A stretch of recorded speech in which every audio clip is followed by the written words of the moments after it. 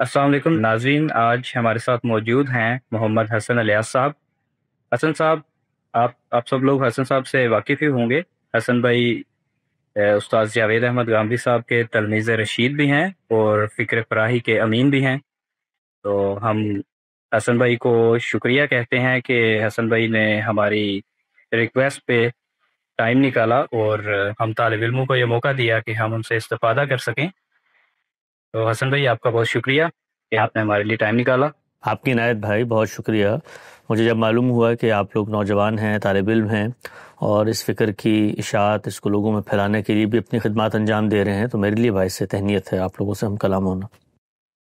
بہت عنایت حسن بھائی آپ کی۔ حسن بھائی، ہماری یہ نشست جو ہے وہ متفرق سوالات پر مبنی ہوگی اور ہم اب مختلف قسم کے سوالات رکھیں گے حسن بھائی کے سامنے اور وہ ہمیں اپنے علم سے مستفید فرمائیں گے۔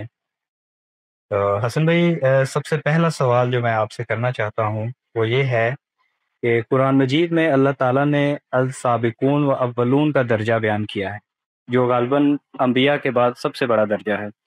تو میں ایک عام آدمی کے حوالے سے پوچھنا چاہتا ہوں کہ ایک عام آدمی جو اپنی زندگی کے معاملات میں مشغول ہے، جو جاب کرتا ہے، جو کاروبار کرتا ہے، اور ان سب کے باوجود فرائض کی پابندی کرتا ہے، نماز بھی پڑھتا ہے، روزہ بھی رکھتا ہے، لیکن وہ دین کے معاملے میں اپنی زندگی کو وقف نہیں کرتا، تو کیا ایسا شخص اس درجے کو پا سکتا ہے؟ اگر نہیں تو اس کو کیا اضافی طور پر کچھ کرنا پڑے گا اس درجے کو پانے کے لیے؟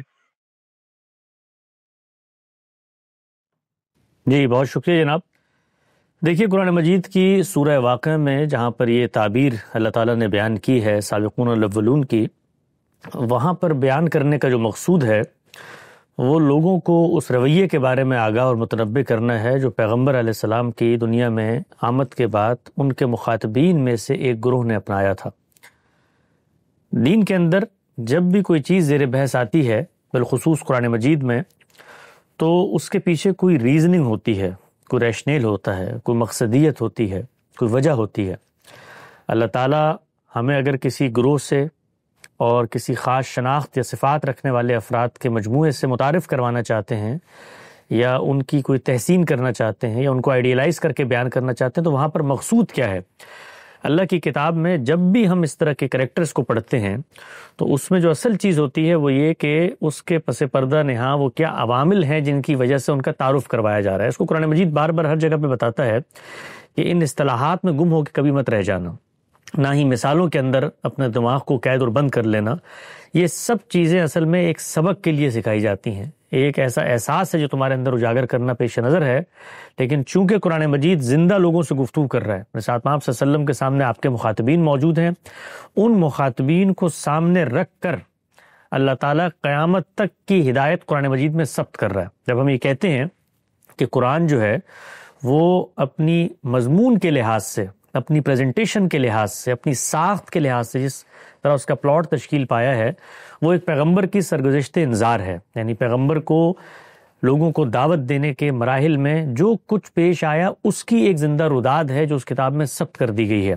تو اب پیغمبر کے سامنے مختلف اوصاف و خصائص کے حامل افراد ہیں، ان افراد کو قرآن مجید زیر بحث لاتا ہے اور زیر بحث لا کر یہ بتانا چاہتا ہے کہ دیکھو، جو ہمیں مطلوب اور مقصود رویہ ہے اس میں ایک آئیڈیلزم کی سطح ہے جس پر یہ لوگ کھڑے ہوئے ہیں، اس کے بعد ایک دوسری سطح ہے جو کہ انسانوں کے اندر ہوتی ہے، اس کے اندر یہ گروہ کھڑا ہوا ہے، اس کو ایک نام دے دیا، اس کے بعد ایک تیسری سطح ہے جو اپنے مفادات کی خاطر اس کے ساتھ بھی ہے اور ان کے ساتھ بھی ہے، جیسے کہ مثال کے طور پہ منافقین۔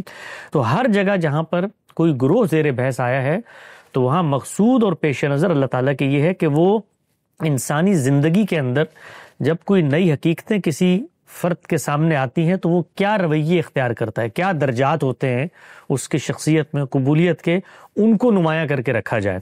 تو اسی پس منظر میں جب پیغمبر نے دعوت دی ہے تو اللہ تعالیٰ نے بتایا ہے کہ یہ دیکھو، یہ وہ گروہ ہے جو سب سے پہلے آگے بڑھ کر پیغمبر کی خاطر اپنا جان مال آبرو، اپنا تن من دھن لٹانے کے لیے تیار ہو گئے ہیں۔ یہ وہ ہیں جو سب سے پہلے آگے بڑھے ہیں، کیونکہ آپ یہ دیکھیے کہ سب سے پہلے آگے بڑھنا یہ خود اپنے لیے ایک خراج اور ایک قیمت چاہتا ہے۔ جس وقت کسی چیز کو اسٹیبلش تھاٹ کی حیثیت حاصل ہو جائے، کسی چیز کو اقتدار مل جائے، کوئی چیز نمایاں ہو جائے، تو اس کے بعد یہ نہیں ہے کہ کوئی شخص اس کو حاصل کر رہا ہے تو اس کا ایمان کمزور ہے، نہیں، لیکن جو چیلنجز پہلے والوں کو پیش آئے ہیں، یہ عقل کہتی ہے کہ اس درجے کے چیلنجز یہاں پر پیش آنے کا امکان باقی نہیں ہے۔ یعنی یہ تو ٹھیک ہے کہ کسی شخص کو دین پر غور و فکر کر رہا ہے، سمجھ رہا ہے، مشرکین مکہ میں سے ہوگا، اس کو بات سمجھ میں نہیں آئی اور وہ مستقل جس چیز کو ٹھیک سمجھتا تھا اس کے لیے سرگرداں ہے، فتح مکہ ہوا تو اس پر یہ چیز کھل کے نمایاں ہو گئی کہ واقعی میں یہ حقیقی پیغمبر ہیں، اور دیکھو اللہ کی تائید نصرت ان کو حاصل ہو گئی۔ ایک اکیلے نہتے آدمی تھے، ہم نے باہر نکال دیا تھا، آج دیکھو خدا کی نصرت سے اسی شہر میں دوبارہ داخل ہو رہے ہیں۔ تو یہ ممکن ہے کہ یہی چیز اس کے لیے پیغمبر کی صداقت کی علامت بن جائے، لیکن اب جب وہ پیغمبر کے گروہ میں شامل ہو رہا ہے تو اس کو اس درجے کی آزمائشوں کا سامنا عقل یہ کہتی ہے نہیں کرنا پڑے گا جس درجے میں خود پیغمبر نے پہلے مرحلے میں کیا، اس کے ساتھیوں نے کیا، ابتدائی جنگوں میں ہوا۔ اب تو جس کو آپ کہتے ہیں ہنیہ مریہ ہے ایک چیز، تو اللہ تعالیٰ نے بھی اسی چیز کو پیش نظر رکھ کے یہ بتایا ہے کہ دنیا کے اندر بہت ساری ایسی حقیقتیں تمہارے سامنے آئیں گی، اس میں یہی رویے ہیں کہ یا تو سب سے پہلے آگے بڑھ کے ان کو قبول کرو، بڑھ کے قبول کرو گے تو اس عظیمت کے درجے پہ رہو گے، لیکن اگر تم اس حقیقت کے روبرو آ جانے کے بعد اس کو اس درجے میں ٹالتے رہتے ہو کہ ایک موقع پر جب بالکل ہی آسمان اور زمین پکار اٹھتے ہیں تب تو تمہیں ماننا پڑتا ہے، تو یہ ایک اور درجہ ہے، اور یہ درجہ بھی ہے کہ تم حقیقت کو اپنے مفادات کی خاطر کبھی مانتے ہو کبھی نہیں مانتے۔ تو اس کا تعلق ہر انسان کے امتحان سے ہے، ایسا نہیں ہے کہ یہ صرف پیغمبر صلی اللہ علیہ وسلم کے مخاطبین کو سامنے رکھ کر جو بات کی گئی ہے یہ عام دنیا میں پیش نہیں آتی۔ ہم لوگوں کا جو امتحان ہے وہ ہماری رعایت سے ہے۔ اللہ تعالیٰ نے یہ بات بتا دی ہے کہ ہر انسان کو میں نے دنیا میں آزمائش کے لیے بھیجا، جیسے صحابہ اکرام کو بھیجا تھا ایسے ہی مجھے بھی بھیجا ہے، اور دونوں کے بارے میں یہ فرمایا ہے کہ جن کو جو کچھ دیا گیا ہے اس کے لحاظ سے میں سوال کروں گا۔ لِيَبْلُوَكُمْ فِي مَا آتَاكُمْ، صحابہ اکرام کو پیغمبر ملے تھے تو وہاں پر آزمائش بھی سخت تھی، انعام بھی بہت تھا۔ مجھے پیغمبر نہیں ملے، میری زندگی کے اندر جو میرا پرچہ ہے اس پرچے کے لحاظ سے میری بھی آزمائش سخت ہے اور میرا بھی انعام ہوئی ہے۔ اس کو دیکھیں قرآن مجید نے بیان کیا ہے، کیونکہ یہ بات تو ہم جانتے ہیں نا کہ ہم اپنے انتخاب سے دنیا میں اپنا رول طے نہیں کر سکتے۔ نہ میں یہ کہہ سکتا ہوں کہ جی اللہ تعالیٰ نے مجھے ہی پیغمبر نعوذ باللہ کیوں نہیں بنایا، میں وہ درجات حاصل کر لیتا جو پیغمبر کو آخرت میں ملیں گے۔ نہ میں یہ کہہ سکتا ہوں کہ مجھے صحابی کیوں نہیں بنایا، کاش میں رسول اللہ کے دور میں پیدا ہوتا تو میں اس درجے پہ پہنچ جاتا۔ تو ہر فرد یہ آرزو خواہش رکھتا ہے، لیکن اللہ کی جو اسکیم ہے اس میں یہ انتخاب مجھے نہیں دیا گیا۔ تو جس طریقے سے مجھے پیغمبر نہیں بنایا، مجھے صحابی نہیں بنایا، اسی طریقے سے مجھے شاعر بھی نہیں بنایا، مجھے طبیب بھی نہیں بنایا، مجھے اور جو کنٹمپریری ہزاروں شعبے ان میں بھی اختیار۔ تو گویا میرا انتخاب میں نہیں کرتا، میرا انتخاب خالق کائنات کرتا ہے کہ کس اسٹیج پہ لے جا کر اور کون سا پرچہ اس کے سامنے رکھ کر اس سے حل کروانا ہے۔ اب جب اس کا انتخاب وہ کرتا ہے تو میرا پورا کا پورا امتحان میرے حدود اربع، میرے دائرے کے اندر ہے۔ صحابی کا اس کے حدود اور اس کے دائرے کے اندر تھا۔ اس دائرے میں اگر میں وہ رویہ اختیار کرتا ہوں جو صحابی نے اختیار کیا تو اللہ تعالیٰ یہ کہتے ہیں کہ تم مجھ سے یہ شکوہ کر سکتے تھے کہ جی یہ تو آپ نے مجھے صحابی نہیں بنایا، پیغمبر نہیں بنایا، تو اب میں ان درجات کو کیسے پہنچوں؟ تو اللہ تعالیٰ نے اس کا جواب دیا ہے قرآن مجید میں کہ یہ تمہارا شکوہ تب کارگر ہوتا کہ جب نتیجے میں فرق کر دیتا۔ نتیجے میں میرے ہاں سے کوئی فرق نہیں ہوگا، امتحان میں تو فرق ہوگا اس لیے کہ میرا انتخاب ہے۔ نتیجے میں اگر تم اس رویے پر کھڑے ہوتے ہو تو اللہ تعالیٰ نے قرآن مجید بالکل ابتدا میں سورہ بقرہ میں بتا دیا کہ اللہ کا انعام جن کے ساتھ ہوتا ہے، نبیین و صدیقین و شہداء و صالحین، کہ یہ جو چار گروہ ہیں جن کے ساتھ خدا کا انعام ہوتا ہے، خدا کی خاص نعمتوں کا ظہور ہوتا ہے، عنایتیں ہوتی ہیں، تو اگر تم اس رویے پر کھڑے ہو تو قیامت میں تمہیں ان کے ساتھ کھڑا کر دوں گا۔ گویا قیامت میں اگر میں نے اپنی زندگی میں عظیمت کا رویہ اختیار کیا، میں سابقون الاولون میں سے بن گیا جن کو وہ جو حقیقتیں ان کے سامنے پیش کی گئی ہیں ان کو وہ روکنے والے ہیں، تو پھر قیامت میں درجے کے اعتبار سے اللہ تعالیٰ کہتا ہے کہ میں تمہیں پیغمبروں کے ساتھ ان کی مائیت نصیب کر دوں گا۔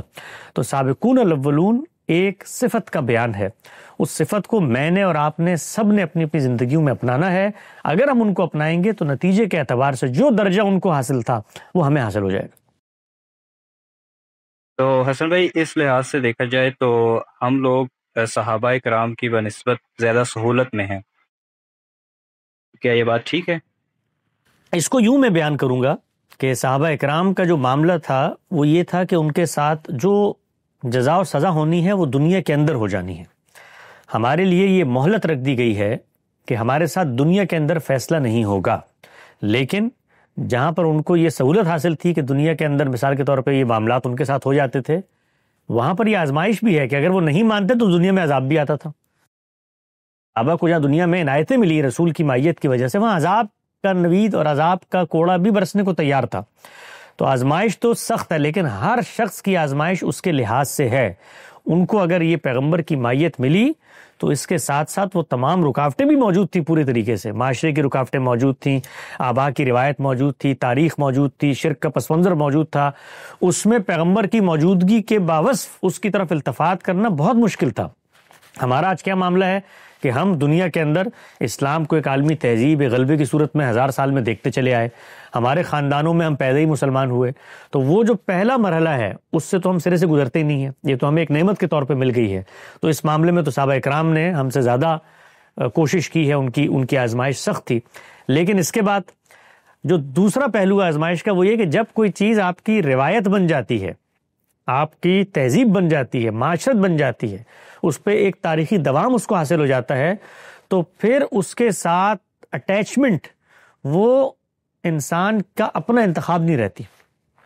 تو آپ دیکھیے پھر کیا ہوتا ہے، پھر یہ ہوتا ہے کہ ہم موروثی مسلمان ہوتے ہیں، ہمارے لیے اسلام وہ حقیقت نہیں بنتا، تو آزمائش نتیجے کے اعتبار سے اور بڑھ جاتی۔ آپ یہ دیکھیے نا کہ مثال کے طور پہ میں مسلمان پیدا ہو گیا، کبھی غور و فکر ہی نہیں کیا میں نے کہ بھائی اللہ تعالیٰ ہیں، ان کے پیغمبر ہیں، پیغمبر نے آ کر یہ بات کی، اس سے پہلے شرک کی ظلمتوں میں ہم کھڑے ہوئے تھے، دیکھو ہمارے تمام کی تمام جو نفس کی علائشیں تھی وہ پاک ہو گئیں۔ یہ پورا کا پورا مرحلہ گزرتا ہے تجزیے کا، تحلیل کا، اور دین سے ایک زندہ شعوری تعلق پیدا ہوتا ہے، جیسے صحابہ کرام کا ہوا، کیونکہ حقیقت سامنے کھڑی ہوئی ہے اور گلی بازار میں رقصہ نظر آ رہی ہے۔ لیکن ہم لوگوں کے معاملے میں کیا ہوتا ہے کہ ہم لوگ اس کو ایک روایت کے طور پہ پرسیو کرتے ہیں، تو جب کوئی چیز روایت بن جائے تو اس سے شعوری کنیکشن پھر خود بخود آپ کو پیدا کرنا ہے۔ چنانچہ آپ یہ دیکھیے کہ اتنی بڑی تعداد ہے مسلمانوں کی، کتنے لوگ ہوں گے جن کے ساتھ آپ بیٹھے ہیں جو شعوری طور پہ دین کو سمجھتے ہوں گے، یعنی ان کے لیے خالق کا ہونا ایک مسئلہ ہے، پیغمبر کا ہونا ایک مسئلہ ہے، پیغمبر پر ایمان کے جو تقاضے ہیں اور پیغمبر کی حقانیت اور صداقت کے جو دلائل ہیں وہ ان کے سامنے بالکل روز روشن کی طرح آیا ہے۔ اگر یہ نہ ہو تو شعوری پروسیس سلو ہو جاتا ہے۔ تو ہمارے ساتھ میں آزمائش کے بعد میں یہ کہتا ہوں کہ اس سے بڑی آزمائش ہے، اس سے بڑی آزمائش ہے جو صحابہ کرام کو اس باب میں پیش نظر رکھنی پڑتی تھی، یعنی سامنے پیغمبر موجود تھا، دین اپنی حقیقت میں مجسم ہو چکا تھا، یہاں پر دین ایک روایت بن چکا ہے۔ تو جب روایت بنتا ہے تو پھر تعلق کمزور ہوتا ہے، پھر اس میں آپ کو خود شعوری خود شناسی پیدا کرنی پڑتی ہے تاکہ دوبارہ سے جس روایت کو آپ نے اپنایا ہوا ہے اس کو شعوری طور پہ اپنائیں، اس لیے کہ کچھ جاتا ہوا نظر نہیں آتا، ہم سب کو لگتا ہے ہم تو مسلمان ہیں اور ہمیں بتا دیا جاتا ہے مسلمان جنت میں جائے گا، تو ہمارے ہاں وہ شعوری سفر نہیں ہوتا، تو اس لحاظ سے ہمارا جو امتحان اور آزمائش ہے وہ اور زیادہ سخت ہو جاتی۔ السلام علیکم حسن بھائی۔ وعلیکم السلام۔ سب سے پہلے تو آپ کا بہت شکریہ کہ آپ نے ہم طالب علموں کو وقت دیا۔ تو حسن بھائی میرا پہلا سوال آپ سے یہ ہے کہ یہ جو ہمارے ہاں جو بزرگوں کی کرامتیں بیان کی جاتی ہیں، مثال کے طور پہ نام لیے بغیر، ہمارے کچھ بزرگ جو ہے نا وہ زمین پہ کھڑے ہو کے 7 زمینیں نیچے دیکھ لیتے تھے، اور یہ جملہ بھی بولا جاتا ہے کہ تیل وی کراس۔ تو اس طرح کی باتوں کی اور اس طرح کی جو سپر پاورز ہیں یہ چند ہی لوگوں کو کیوں حاصل ہوتی ہیں؟ دیکھیے پہلی بات تو یہ ہے کہ یہ جو ہم لوگ پڑھتے ہیں نا اپنے لٹریچر میں کہ ہمارے مسلمانوں کی روایت میں بعض ایسے لوگ تھے جن کے پاس اس طرح کی پاورز تھیں۔ آپ دنیا کی کسی بھی مذہب کی تاریخ کو اٹھا لیں اور طالب علم کے طور پہ اس کا جائزہ لیں تو آپ کو اس سے زیادہ بڑی، اس سے زیادہ گہری، اس سے زیادہ حیرت انگیز، اس سے زیادہ ڈیلوژنل، اس سے زیادہ فکشنل، اس سے زیادہ تخیلاتی تجربات آپ کو ان بزرگوں میں نظر آ جائیں گے۔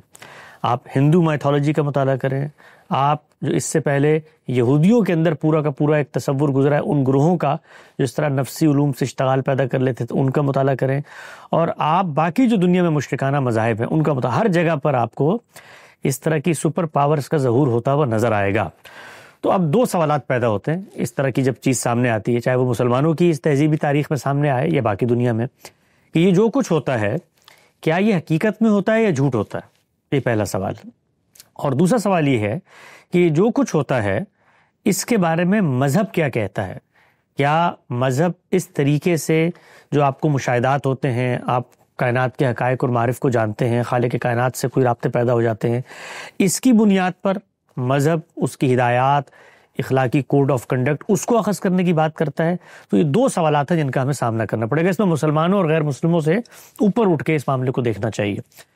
تو جو دوسرا سوال ہے اس کا جواب تو بالکل دو ٹوک اور واضح ہے. وہ یہ ہے کہ اللہ تعالیٰ نے اس سوال کا جواب ہمیں خود اپنے پیغمبروں کی نسبت سے پہنچا دیا ہے. یعنی وہ پیغمبر جن کے بارے میں اس کا یہ کہنا ہے کہ میں نے ان کو منتخب کر کے اپنی ہدایت ان کے سینے میں ڈال دی تھی، یہ دنیا تک پہنچاتے ہیں. وہ یہ کہتے ہیں کہ روئے زمین پر دین کا تنہا ریپریزنٹیٹیو، ترجمان اور سورس اور ماخذ وہ میں ہوں، اس لیے کہ مجھے خدا نے منتخب کر لیا ہے اور میری زبان فیض ترجمان سے اپنا کلام جاری کر دیا ہے. چنانچہ دین کے حوالے سے اگر کسی کو کوئی سینکشن چاہیے ہے روئے زمین پر تو وہ صرف میں گرانٹ کروں گا، میرے علاوہ کسی کا یہ منصب نہیں ہے. تو اب اگر کسی اور کو بھی اس جگہ پر فائز کرنا ہے تو اس کو سب سے پہلے جا کر جس پیغمبر کو میں مانتا ہوں اس کے فریم آف ریفرنس میں اپنی جگہ اور گنجائش پیدا کرنی ہے. یعنی پہلے وہاں پر جا کر اس سے سینکشن لیں کہ اس کے بعد آپ اس کی طرف سے مامور ہو جائیں گے اور پھر آپ ہماری یہ رہنمائی فرمائیں گے کہ آپ دین کے حوالے سے، خدا کی ہدایت کے حوالے سے ہمیں روشناس کروائیں گے. چنانچہ ابھی دیکھیے یہ اتنا اہم سوال اور اتنی اہم ضرورت ہے کہ اگر اس کا جواب نفی میں ہو تو پورا کا پورا قصر جو ہے وہ زمین پہ دھڑام سے گر جاتا ہے. کیونکہ پھر اس کے بعد آپ جو چاہیں کریں، وہ میری نظر میں جادو ہو، سحر ہو، شوبدہ ہو، میں کوئی بھی نام لے لوں گا، لیکن جیسے ہی آپ اس کو دینی ہدایت سے جوڑیں گے، خدا سے موسوم کریں گے، اس سے تعلق استوار کرنے کی راہ بتائیں گے، تو پھر پہلا سوال یہ ہوگا آپ سے کہ یہ آپ کس سینکشن کی بات کر رہے ہیں. چنانچہ ابھی دیکھیے کہ یہ سوال ہوا اور پھر اس سوال کا انہوں نے سامنا کیا، اور سامنا کرتے ہوئے ان کو پھر یہ کہنا پڑا کہ پیغمبر بھی بالکل ہماری طرح سے ایک پیرل جگہ پہ کھڑے ہوئے. ہم سے آپ کیسے کہتے ہیں کہ ہم جا کر مثال کے طور پہ پیغمبر سے سینکشن لے کر آئیں؟ پیغمبر خود ہمارے ہی مقام اور منصب کا آدمی ہے. بلکہ یہاں تک کہنا پڑا کہ پیغمبروں میں بھی بہت خاص کوئی پیغمبر ہوتے ہیں جن کے ساتھ اس طرح کا معاملہ ہوتا ہے. اس کو وہ یوں بیان کرتے ہیں کہ تشریح نبوت جس کو دی جاتی ہے ان کی ایک حیثیت وغیرہ ہو جاتی ہے. یہ جو غیر تشریح والے ہیں اگرچہ ان کو نبوت نہیں ملتی، یعنی وہ بتانا یہ چاہتے ہیں کہ یہ تشریح نبوت والوں کی حیثیت تم لوگوں کے ذہن میں بہت بڑی ہو جاتی ہے. یہ جو غیر تشریح نبوت والے ہیں ان کا علم تشریح نبوت والوں سے زیادہ ہوتا ہے، اور ہم لوگ جو ہیں وہ دراصل غیر تشریح نبوت کے اس سلسلے کے آگے جڑے ہوئے ہیں جن کے پاس کوئی مستقل بذات شریعت تو نہیں ہے. ٹھیک ہے وہ اپنے پیغمبر سے جا کے لے لو، نماز روزہ حج زکوٰۃ وہاں سے جا کے کر لو، لیکن یہ یاد رکھو کہ ایک پورا کا پورا نبوت کا وہ سلسلہ جن کو شرع نہیں دی گئی. اگرچہ یہ بات خود قابل فہم نہیں ہے کہ شرع کیوں نہیں دی گئی، اس لیے کہ پیچھے شریعت موجود تھی. اللہ تعالیٰ کوئی انعام کے طور پہ تھوڑی ہر پیغمبر کو نئی شریعت دیتے ہیں کہ تمہارا انعام ہے جاؤ تم لوگوں میں نافذ کر دو. شریعت تو شروع سے چلی آ رہی ہے اور وہ ایک ہی شریعت ہے، اور اس کے اندر جو تبدیلیاں ہوئی ہیں اس کی بھی کچھ وجوہ اور علل ہیں، اس کو موضوع نہیں ہے.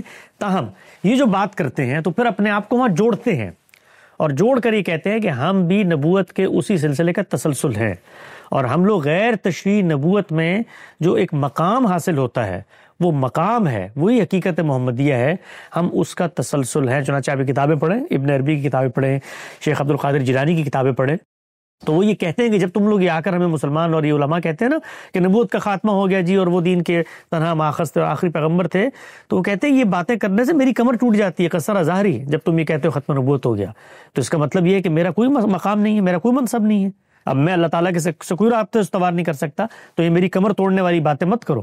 اور تم یہ جو نبوت لگے رہتے ہو نا، تو یہ نبوت جو حاصل ہوتی ہے وہ جن پیغمبروں کو حاصل ہوئی تھی اور جن کو ان کا نبی کا تابع بنا دیا گیا تھا، علم میں وہ تابع نبوت والوں سے زیادہ آگے تھے. آؤ میں تمہیں مثال بتاتا ہوں خضر علیہ السلام کی.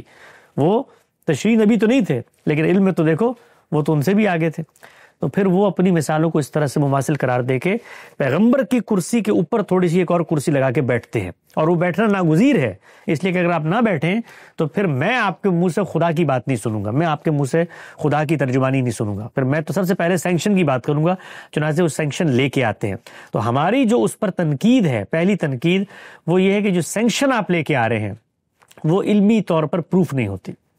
یہ سینکشن، یہ جو پورا آپ نے تصور بنایا ہے، پورا کا پورا فریم آف ریفرنس بنایا ہے کہ اس طریقے سے ہمیں سینکشن مل جاتی ہے، یہ آپ کی اپنی بنائی ہوئی چیزیں ہیں. پیغمبر نے تو ٹوک الفاظ میں کہہ دیا ہے کہ نبوت ہر صورت میں ختم ہو چکی ہے، یعنی وہ اپنی حقیقت میں بھی ختم ہو چکی ہے اور اپنے منصبی ظہور میں بھی ختم ہو چکی ہے.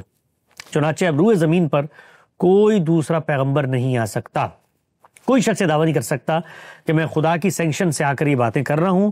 ہر صورت میں نبوت کا خاتمہ ہو چکا ہے. کوئی مکالمہ، کوئی مکاشفہ، کوئی کشف، کوئی الہام اب یہ نہیں ہوگا. یہ قرآن مجید نے اور پیغمبر نے دو ٹوک فیصلہ کر دیا. اس وقت اس کے دلائل دینے کی یہ جگہ نہیں ہے، لیکن میں بتا رہا ہوں کہ یہ جواب ہوتا ہے ہمارا. اب پہلا جو سوال ہے کہ پھر یہ سب کچھ کیا ہوتا ہے، یہ جو ہو رہا ہے یہ پھر کیا ہے؟ یہ کوئی ڈیلوژن ہے، کوئی جادو ہے، کوئی سحر ہے؟ تو اس کے بارے میں یہ کہتا ہوں کہ اس پر مجھے بھی رائے دینے کا حق ہے، آپ کو بھی رائے دینے کا حق ہے، کسی دوسرے کو بھی رائے دینے کا حق ہے، اس لیے کہ دین کا موضوع نہیں ہے. دین کا موضوع یہ تب بنے گا کہ جب آپ اس کے ذریعے سے کوئی ایسا اخلاقی یا غیر اخلاقی کام کریں گے جو میرے دینی تصور پر اثر انداز ہو رہا ہے، یا اس کے ذریعے سے مجھے کچھ خدا کی ہدایات لا کر بتائیں گے. تو میری بلا سے آپ کو زمین کی پاتال میں 7,000 چیزیں نظر آئیں، آسمان کے تاروں کو آپ گن لیں، آسمان پہ بیٹھ کے زمین پہ چونٹیوں کے نقوش کو آپ گن لیں، آپ گنتے رہیں، میرا اس سے لینا دینا نہیں ہے. دنیا کے اندر ایسے ایسے لوگ پیدا ہوتے ہیں، وہ آج جو آپ کرتے تھے وہ پورا کا پورا نظام کر رہے ہیں. یعنی گوگل ارتھ جو ہے وہ وہاں اوپر سے بیٹھ کر وہ سب کچھ دیکھ لیتی ہے. تو انہوں نے اس نظام کو کچھ اور علوم کے ذریعے حاصل کر لیا. ایسے ایسے میزائل انہوں نے بنا لیے کہ پاتال میں جا کے چیزوں کو تباہ و برباد کر دیتے ہیں، اور زمین سے اٹھ کے کائنات کی وہ سطح چلے جاتے ہیں، جیمز ویب ٹیلیسکوپ دیکھ لیتے ہیں. تو دنیا میں ہوتا ہے. آپ نے اپنے علم سے کر لیا، انہوں نے اس علم سے کر لیا. باقی جو آپ کا علم ہے اس کو علم کے معامل میں لے کر آ جائیں اور پھر اپنا سکہ منوائیں، لوگوں کو بتائیں. نفسی علوم ہوتے ہیں، دیکھیں یہ سائنس ہے، اس میں اس طریقے سے آپ مہارت حاصل کرتے ہیں یا مہارت حاصل. مجھے علم کی نفی اور علم کے اس بات میں کوئی پرابلم نہیں ہے. پوری دنیا کہے کہ جتنے یہ جن کو آپ کرامات کا نام دیتے ہیں، میں کہتا ہوں نفسی مشاہدات لوگوں نے کروائے، یہ ہوئے ہیں، یہ سب کے سب ہوئے ہیں حقیقت میں. مجھے کوئی اس پر اعتراض نہیں ہے، کوئی سوال نہیں. ہوئے ہوں گے، آج بھی آپ کریں، مجھے کوئی اعتراض نہیں ہے. لیکن جب آپ اس کو دین سے جوڑتے ہیں اور اس ہونے کو خدا سے تعلق کی علامت اور ظہور کے طور پہ بیان کرتے ہیں تو سوال پیدا ہوتا. السلام علیکم حسن صاحب، امید ہے کہ آپ خیریت سے ہوں گے. السلام. پہلے تو سوال پوچھنے کا موقع دینے کے لیے آپ کا شکریہ. میرا سوال یہ ہے کہ ابھی جیسے آج کل بھی واقعہ کربلا کے متعلق کچھ حضرات یہ سوشل میڈیا پر یہ کہتے ہیں کہ ہمیں سیدنا حسین کی سنت پر عمل کرتے ہوئے اسی طرح حق کے لیے لڑنا چاہیے اور خلافت کے لیے بھی کام کرنا چاہیے.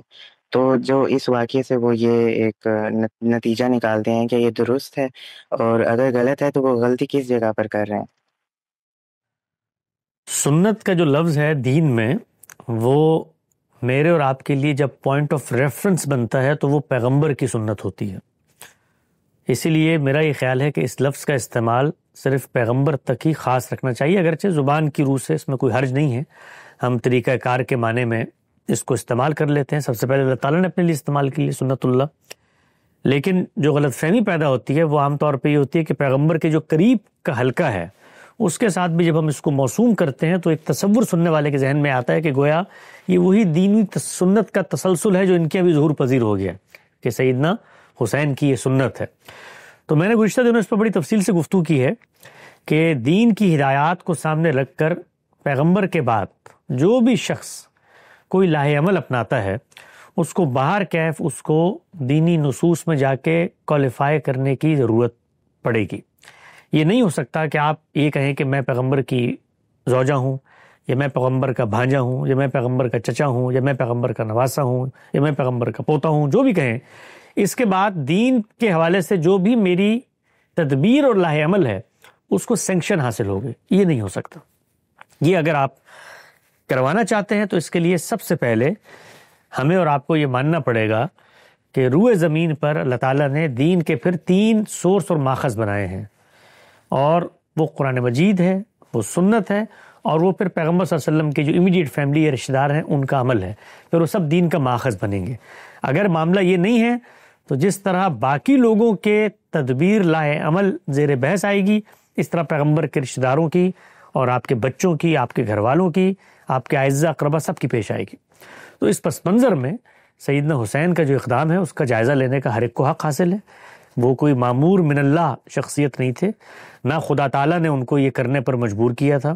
اگر خدا کی طرف سے انہیں کوئی حکم نامہ الگ سے ملا تھا تو اس کو پہلے لا کر بیان کریں، سیدنا حسین کی زبانی بتائیں. خود انہوں نے پوری زندگی اس کو یوں بیان ہی نہیں کیا، کبھی بیان نہیں کیا. کہیں بیان کیا ہو کہ مجھے اللہ نے یہ حکم دیا ہے کہ میں یہ کام کرنے نکلوں اور یہ میں دین کے فلاں حکم کا ناگزیر تقاضا سمجھتا ہوں کہ ابھی کرنا چاہیے، تو سب سے پہلے ان کو جہاں سے وہ روانہ ہوئے مکہ میں، حج کا موسم تھا، ہزاروں لاکھوں لوگ جمع ہو رہے تھے، ان کو بیان کرنا چاہیے تھا دین کا حکم۔ کبار صحابہ وہاں موجود ہیں، بدری صحابہ وہاں موجود ہیں، پوری کی پوری جماعت زندہ ہے، ان کو قائل کرتے کہ خدا تعالیٰ کے اذن سے اور اس کے پیغمبر کی سنت کے مطابق عمل درآمد کرنے جا رہا ہوں، لہٰذا آپ لوگ میرے ساتھ نکلیں۔ تو ہم نے یہ بتانے کی کوشش کی ہے کہ یہ اصلاً ایک سیاسی تنازعہ تھا، اور سیاسی تنازع کے جو دو فریق ہیں وہ سیدنا حسین اور یزید نہیں ہیں، وہ اصل میں سیدنا علی اور سیدنا معاویہ ہیں۔ ان کے درمیان یہ تنازع ہوا۔ تنازع جس مظلومانہ شہادت پر پیدا ہوا وہ سیدنا عثمان کی تھی، جس کا ذکر ہی ہماری تاریخ میں گم ہو جاتا ہے۔ یعنی اگر کوئی مظلومانہ ترین شہادت کی کوئی مجسم تصویر بنتی ہے تو وہ 3 براعظم پر حکومت کرنے والے اس خلیفہ راشد کی ہے کہ جس کو محصور کر کے چنے بھی اس تک پہنچنے کی اجازت نہیں دی جا رہی۔ اور اس شخص کی عظیمت آپ دیکھیے کہ اس کو آ کر اس کے لوگ کہتے ہیں کہ یہ جو گرد و پیش میں باغی جمع ہوئے ہیں، میں اس کو بھون ڈالیں گے اگر آپ کا اذن ہو۔ انہوں نے کہا کہ میں پیغمبر کے شہر میں خون بہانا پسند نہیں کرتا اپنی ذات کے لیے، اگرچہ وہ ذات نہیں تھی، اگرچہ وہ فساد فی الارض کے مجرمین تھے، اگرچہ وہ مملکت کے خلاف برسر پیکار ہو گئے تھے، لیکن اس شخص کی عظیمت یہ کہ اس نے یہاں پر بھی ہتھیار اٹھانا گوارا نہ کیا۔ تو ان کے قتل سے ایک صورتحال پیدا ہوئی۔ 2 فریقین تھے، دونوں اس مملکت کے اندر اقتدار چاہتے تھے۔ یہ اقتدار چاہنا کوئی بری بات نہیں، کوئی مذموم بات نہیں۔ جو باقی پیچھے خلفاء کا انتخاب ہوا اس میں ایک فریق اسٹیک ہولڈر تھا، ان کا انتخاب نہیں ہوا۔ جنہوں نے قتل کیا تھا ان کی ایما پر، ان کی خواہش پر، ان کے کہنے پر، ان کی جمعیت کے تحت سیدنا علی نے اقتدار سنبھالا۔ ان کی مصلحتیں ہم نے بیان کی ہیں کہ ان کو یہ لگتا ہوگا کہ اس وقت میں اقتدار سنبھال لوں، جب مجھے طاقت حاصل ہو جائے گی میں مجرمین سے حساب کتاب کروں گا۔ ایک دوسرا فریق تھا، اس کا نقطہ نظر مختلف تھا۔ 2 جنگیں اس جانب سے ان پر مسلط کی گئیں۔ پہلی جنگ میں کامیابی ہوئی، دوسری کے اندر صورتحال ایسی پیدا ہوئی کہ تحکیم تک بات آ گئی۔ اس کے بعد 2 پیرلل نظام پیدا ہو گئے۔ وہ 2 پیرلل نظام، ایک کوفہ میں اس کا مرکز قائم ہو گیا، دوسرے کا دمشق میں اس کا مرکز قائم ہو گیا۔ وہ 2-2.5 سال تک چلے، یہاں تک کہ خارجیوں نے سیدنا علی کو قتل کر دیا۔ تو اب قتل کرنے کے بعد ایک خلافت یہاں قائم ہے، ایک خلافت وہاں قائم ہے، دونوں ایک دوسرے کی خلافت کا انعقاد نہیں مانتے۔ تو اب پہلا سوال تو یہ ہے کہ اس خلافت کے قیام کے بعد آگے کا اگر کوئی دین نے طریقہ کار بتایا ہے تو دونوں جگہ اس پر عمل درآمد ہونا چاہیے۔ یعنی اگر معاویہ رضی اللہ عنہ کے لیے یہ ناجائز ہے کہ وہ اپنے بیٹے کو اس مملکت کا سربراہ بنا دیں تو دین کا اصول تو کنسسٹنٹ ہوگا، تو یہ ناجائز ہونا جس طرح معاویہ رضی اللہ عنہ کے لیے اس طرح سیدنا علی کے لیے بھی ہونا چاہیے۔ تو یہاں پر کیا ہوا کوفہ میں کہ سیدنا علی رخصت ہوئے اور وہاں پر جو جمعیت موجود تھی ان کی ایما پر سیدنا حسن نے اقتدار سنبھال لیا۔ وہ بھی آپ کے بیٹے ہیں، بالکل اسی طرح بیٹے ہیں جس طرح یزید سیدنا معاویہ کے بیٹے ہیں۔ تو اقتدار سنبھال لیا، 6 مہینے 7 مہینے قریب یہ اقتدار قائم رہا، یہاں تک کہ انہیں اندازہ ہو گیا کہ ہم پیرلل اسٹرکچر نہیں قائم کر سکتے، تو انہوں نے صلح کر لی سیدنا امیر معاویہ سے۔ یہ 20 سال کے قریب صلح چلی۔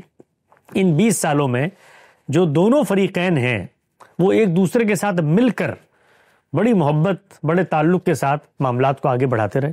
سیدنا علی کی جو دونوں اولادیں ہیں، سیدنا حسین رضی اللہ تعالیٰ عنہ، سیدنا حسن رضی اللہ تعالیٰ عنہ، انہوں نے سیدنا امیر معاویہ سے نہ صرف یہ کہ بیعت کی بلکہ ان کی ریاست کے اندر اپنا ایک رول بھی متعین کیا۔ خود سیدنا حسین کے بارے میں آتا ہے کہ درجن بھر سے زیادہ مہمات ہیں جو سیدنا امیر معاویہ کی خلافت میں انہوں نے انجام دی ہیں، جو جہاد کے لیے مختلف قافلے نکلے ہیں، گروہ نکلے ہیں، افریقہ تک گئے ہیں۔ یہاں تک ہوا کہ انہی سیدنا امیر معاویہ کے بیٹے یزید کی قیادت میں جو لشکر قسطنطنیہ کی طرف نکلا تو ان کی قیادت میں سیدنا حسین نے وہاں پر بھی جا کر جہاد کیا۔ تو یہ معاملہ چلتا رہا، جب یہ معاملہ چلتا رہا اور معاویہ رضی اللہ تعالیٰ رخصت ہونے لگے تو انہوں نے جو بھی ان کے نزدیک مصلحتیں حکمتیں ہوں گی، اس وقت کا موضوع نہیں، اس پر ہم نے ایک پوری سیریز کی ہوئی ہے، اس کو آپ دیکھ سکتے ہیں کہ جب دین کی آئیڈیل صورتحال پہ عمل درآمد ممکن نہ ہو تو آپ کیا کیا کرنے کے اہل ہوتے ہیں۔ اپنے بیٹے کو نامزد کر دیا، جب نامزد کر دیا تو یہ سیاسی تنازع پیدا ہوا صحابہ اکرام ہی کی اولادوں میں۔ یہاں سیدنا علی کی اولاد ہیں، وہاں سیدنا معاویہ کی اولاد ہیں، وہاں پر زبیر رضی اللہ تعالیٰ عنہ کی اولاد ہیں، عشرہ مبشرہ میں سے جو تھے طلحہ زبیر۔ تو عبداللہ بن زبیر نے اپنا اقتدار قائم کرنے کی کوشش کی مکہ میں۔ سیدنا حسین کو یہ تھا کہ میرے والد کے جو معتقدین ہیں وہ کوفہ کے اندر موجود ہیں، 20 سال یہ اقتدار رہا ان کے پاس، اب اقتدار ہمارے ہاتھ میں آنا چاہیے۔ تو وہ کوفہ میں صورتحال کا جائزہ لینے کے لیے نکلے۔ عبداللہ بن زبیر نے اپنی حکومت قائم کی، وہ 2-2.5 سال رہی، اس کی سرحدیں شمالی عراق اور فارس تک جا پہنچیں۔ تو جو یزید تھا اس نے ان سے بھی مقابلہ کیا، اس نے ان سے بھی مقابلہ کیا، اس مقابلے کے اندر یہ اندوناک ثانیہ سامنے آیا. لیکن یہ مقابلہ جو ہے اس کے اندر دین کی سربلندی اور اس کے اندر ظالم کے خلاف یہ اور وہ، یہ جو ساری بحث پیدا کی جاتی ہے یہ کوالیفائی نہیں ہوتی علمی لحاظ سے، عقلی لحاظ سے. یہ خالصتاً اقتدار حاصل کرنے کی ایک جنگ ہے اور یہ کوئی مذموم جنگ نہیں ہے. ایک فریق یہ سمجھ سکتا ہے کہ دوسرے کے پاس اقتدار نہیں ہونا چاہیے، میں اس کا زیادہ اہل ہوں، یا دوسرے کے اندر یہ خرابیاں وہ اس کا اہل نہیں ہے. تو یہ سب چیزیں ہو سکتی ہیں. تو یہ نقطہ نظر تھے، مختلف لوگ مختلف آراء پیش کر رہے تھے. اس میں بعض لوگ اگر یہ سمجھتے بھی ہوں کہ بھئی وہ فاسق و فاجر تھا، تو پھر فاسق و فاجر کے خلاف جب آپ لڑنے کھڑے ہوں گے تو وہ ہار تو نہیں پہنائے گا نا آپ کو، وہ تو اپنی ریٹ آف دی گورنمنٹ قائم کرے گا. اس کو اگر یہ کہنا ہو کہ جی حکومت میں رسول اللہ صلی اللہ علیہ وسلم کے نواسے کے سپرد کر دوں، تو یہ کام تو ان کے والد صاحب نے رسول اللہ کے داماد کے ساتھ نہیں کیا.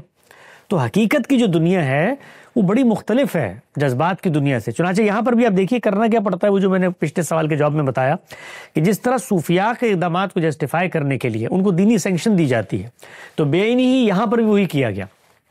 یہاں پر پھر پیغمبر سے اہل بیت کے نام پر ان فریقین کو جو اس قضیے میں شریک ہوئے ان کو وہ سینکشنز گرانٹس کی گئیں کہ یہ تو رسول اللہ صلی اللہ علیہ وسلم نے فرمایا تھا من کنت مولا فعلی و مولا، میرے بعد علی تمہارا سردار ہے. اور حدیث قصہ میں ہاتھ پکڑ کے چادر میں نومینیٹ کیا اور اس کے بعد کہا کہ میں 2 چیزیں چھوڑ کے جا رہا ہوں، ایک اہل بیت میں یہ شمار ہیں، اور پھر نبوت کی ایک حقیقت ہوتی ہے، اس میں ایک ولایت ہوتی ہے، ولایت کا منصب ہے، اس سے امامت کا نظریہ پیدا ہوا، وہ معصوم ہوتا ہے.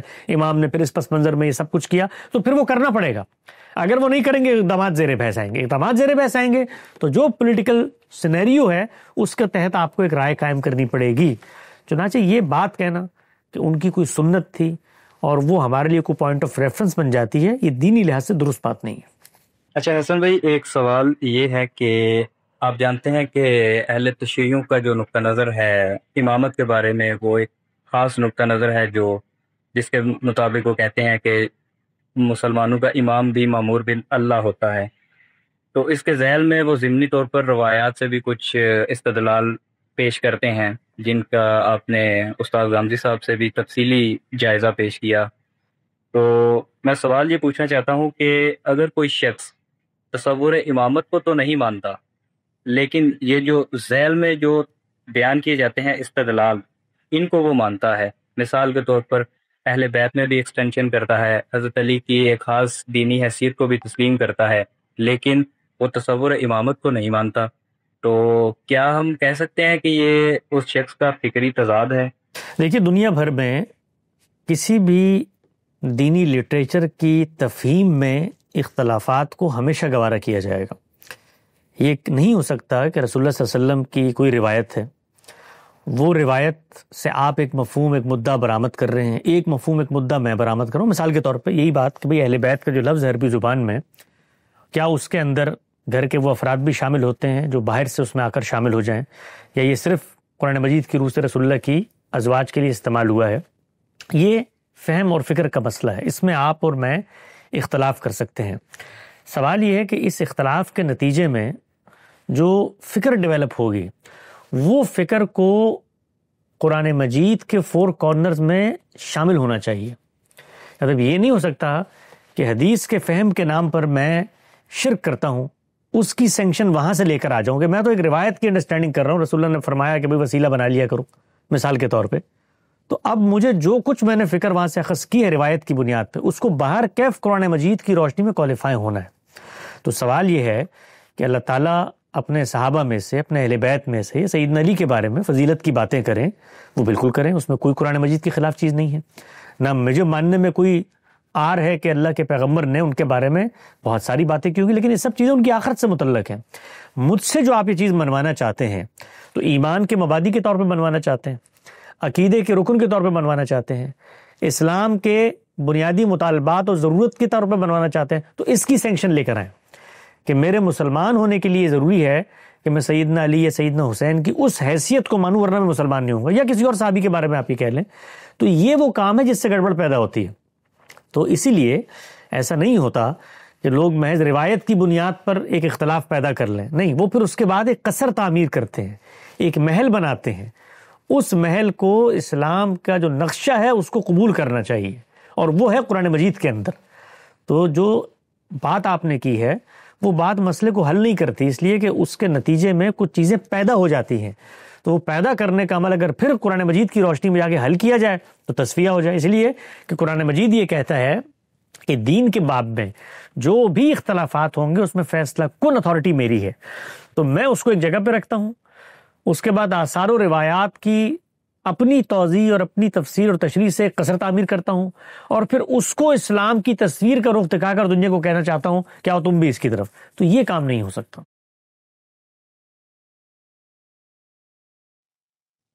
حسن صاحب، یہ جو آپ غامدی صاحب ایک حدیث پروجیکٹ پہ کام کر رہے ہیں، تو اس سے ریلیٹڈ یہ پوچھنا تھا کہ اہل تشیع نقطہ نظر کی بھی ان کے پاس بھی روایات کا ایک بڑا ذخیرہ ہے.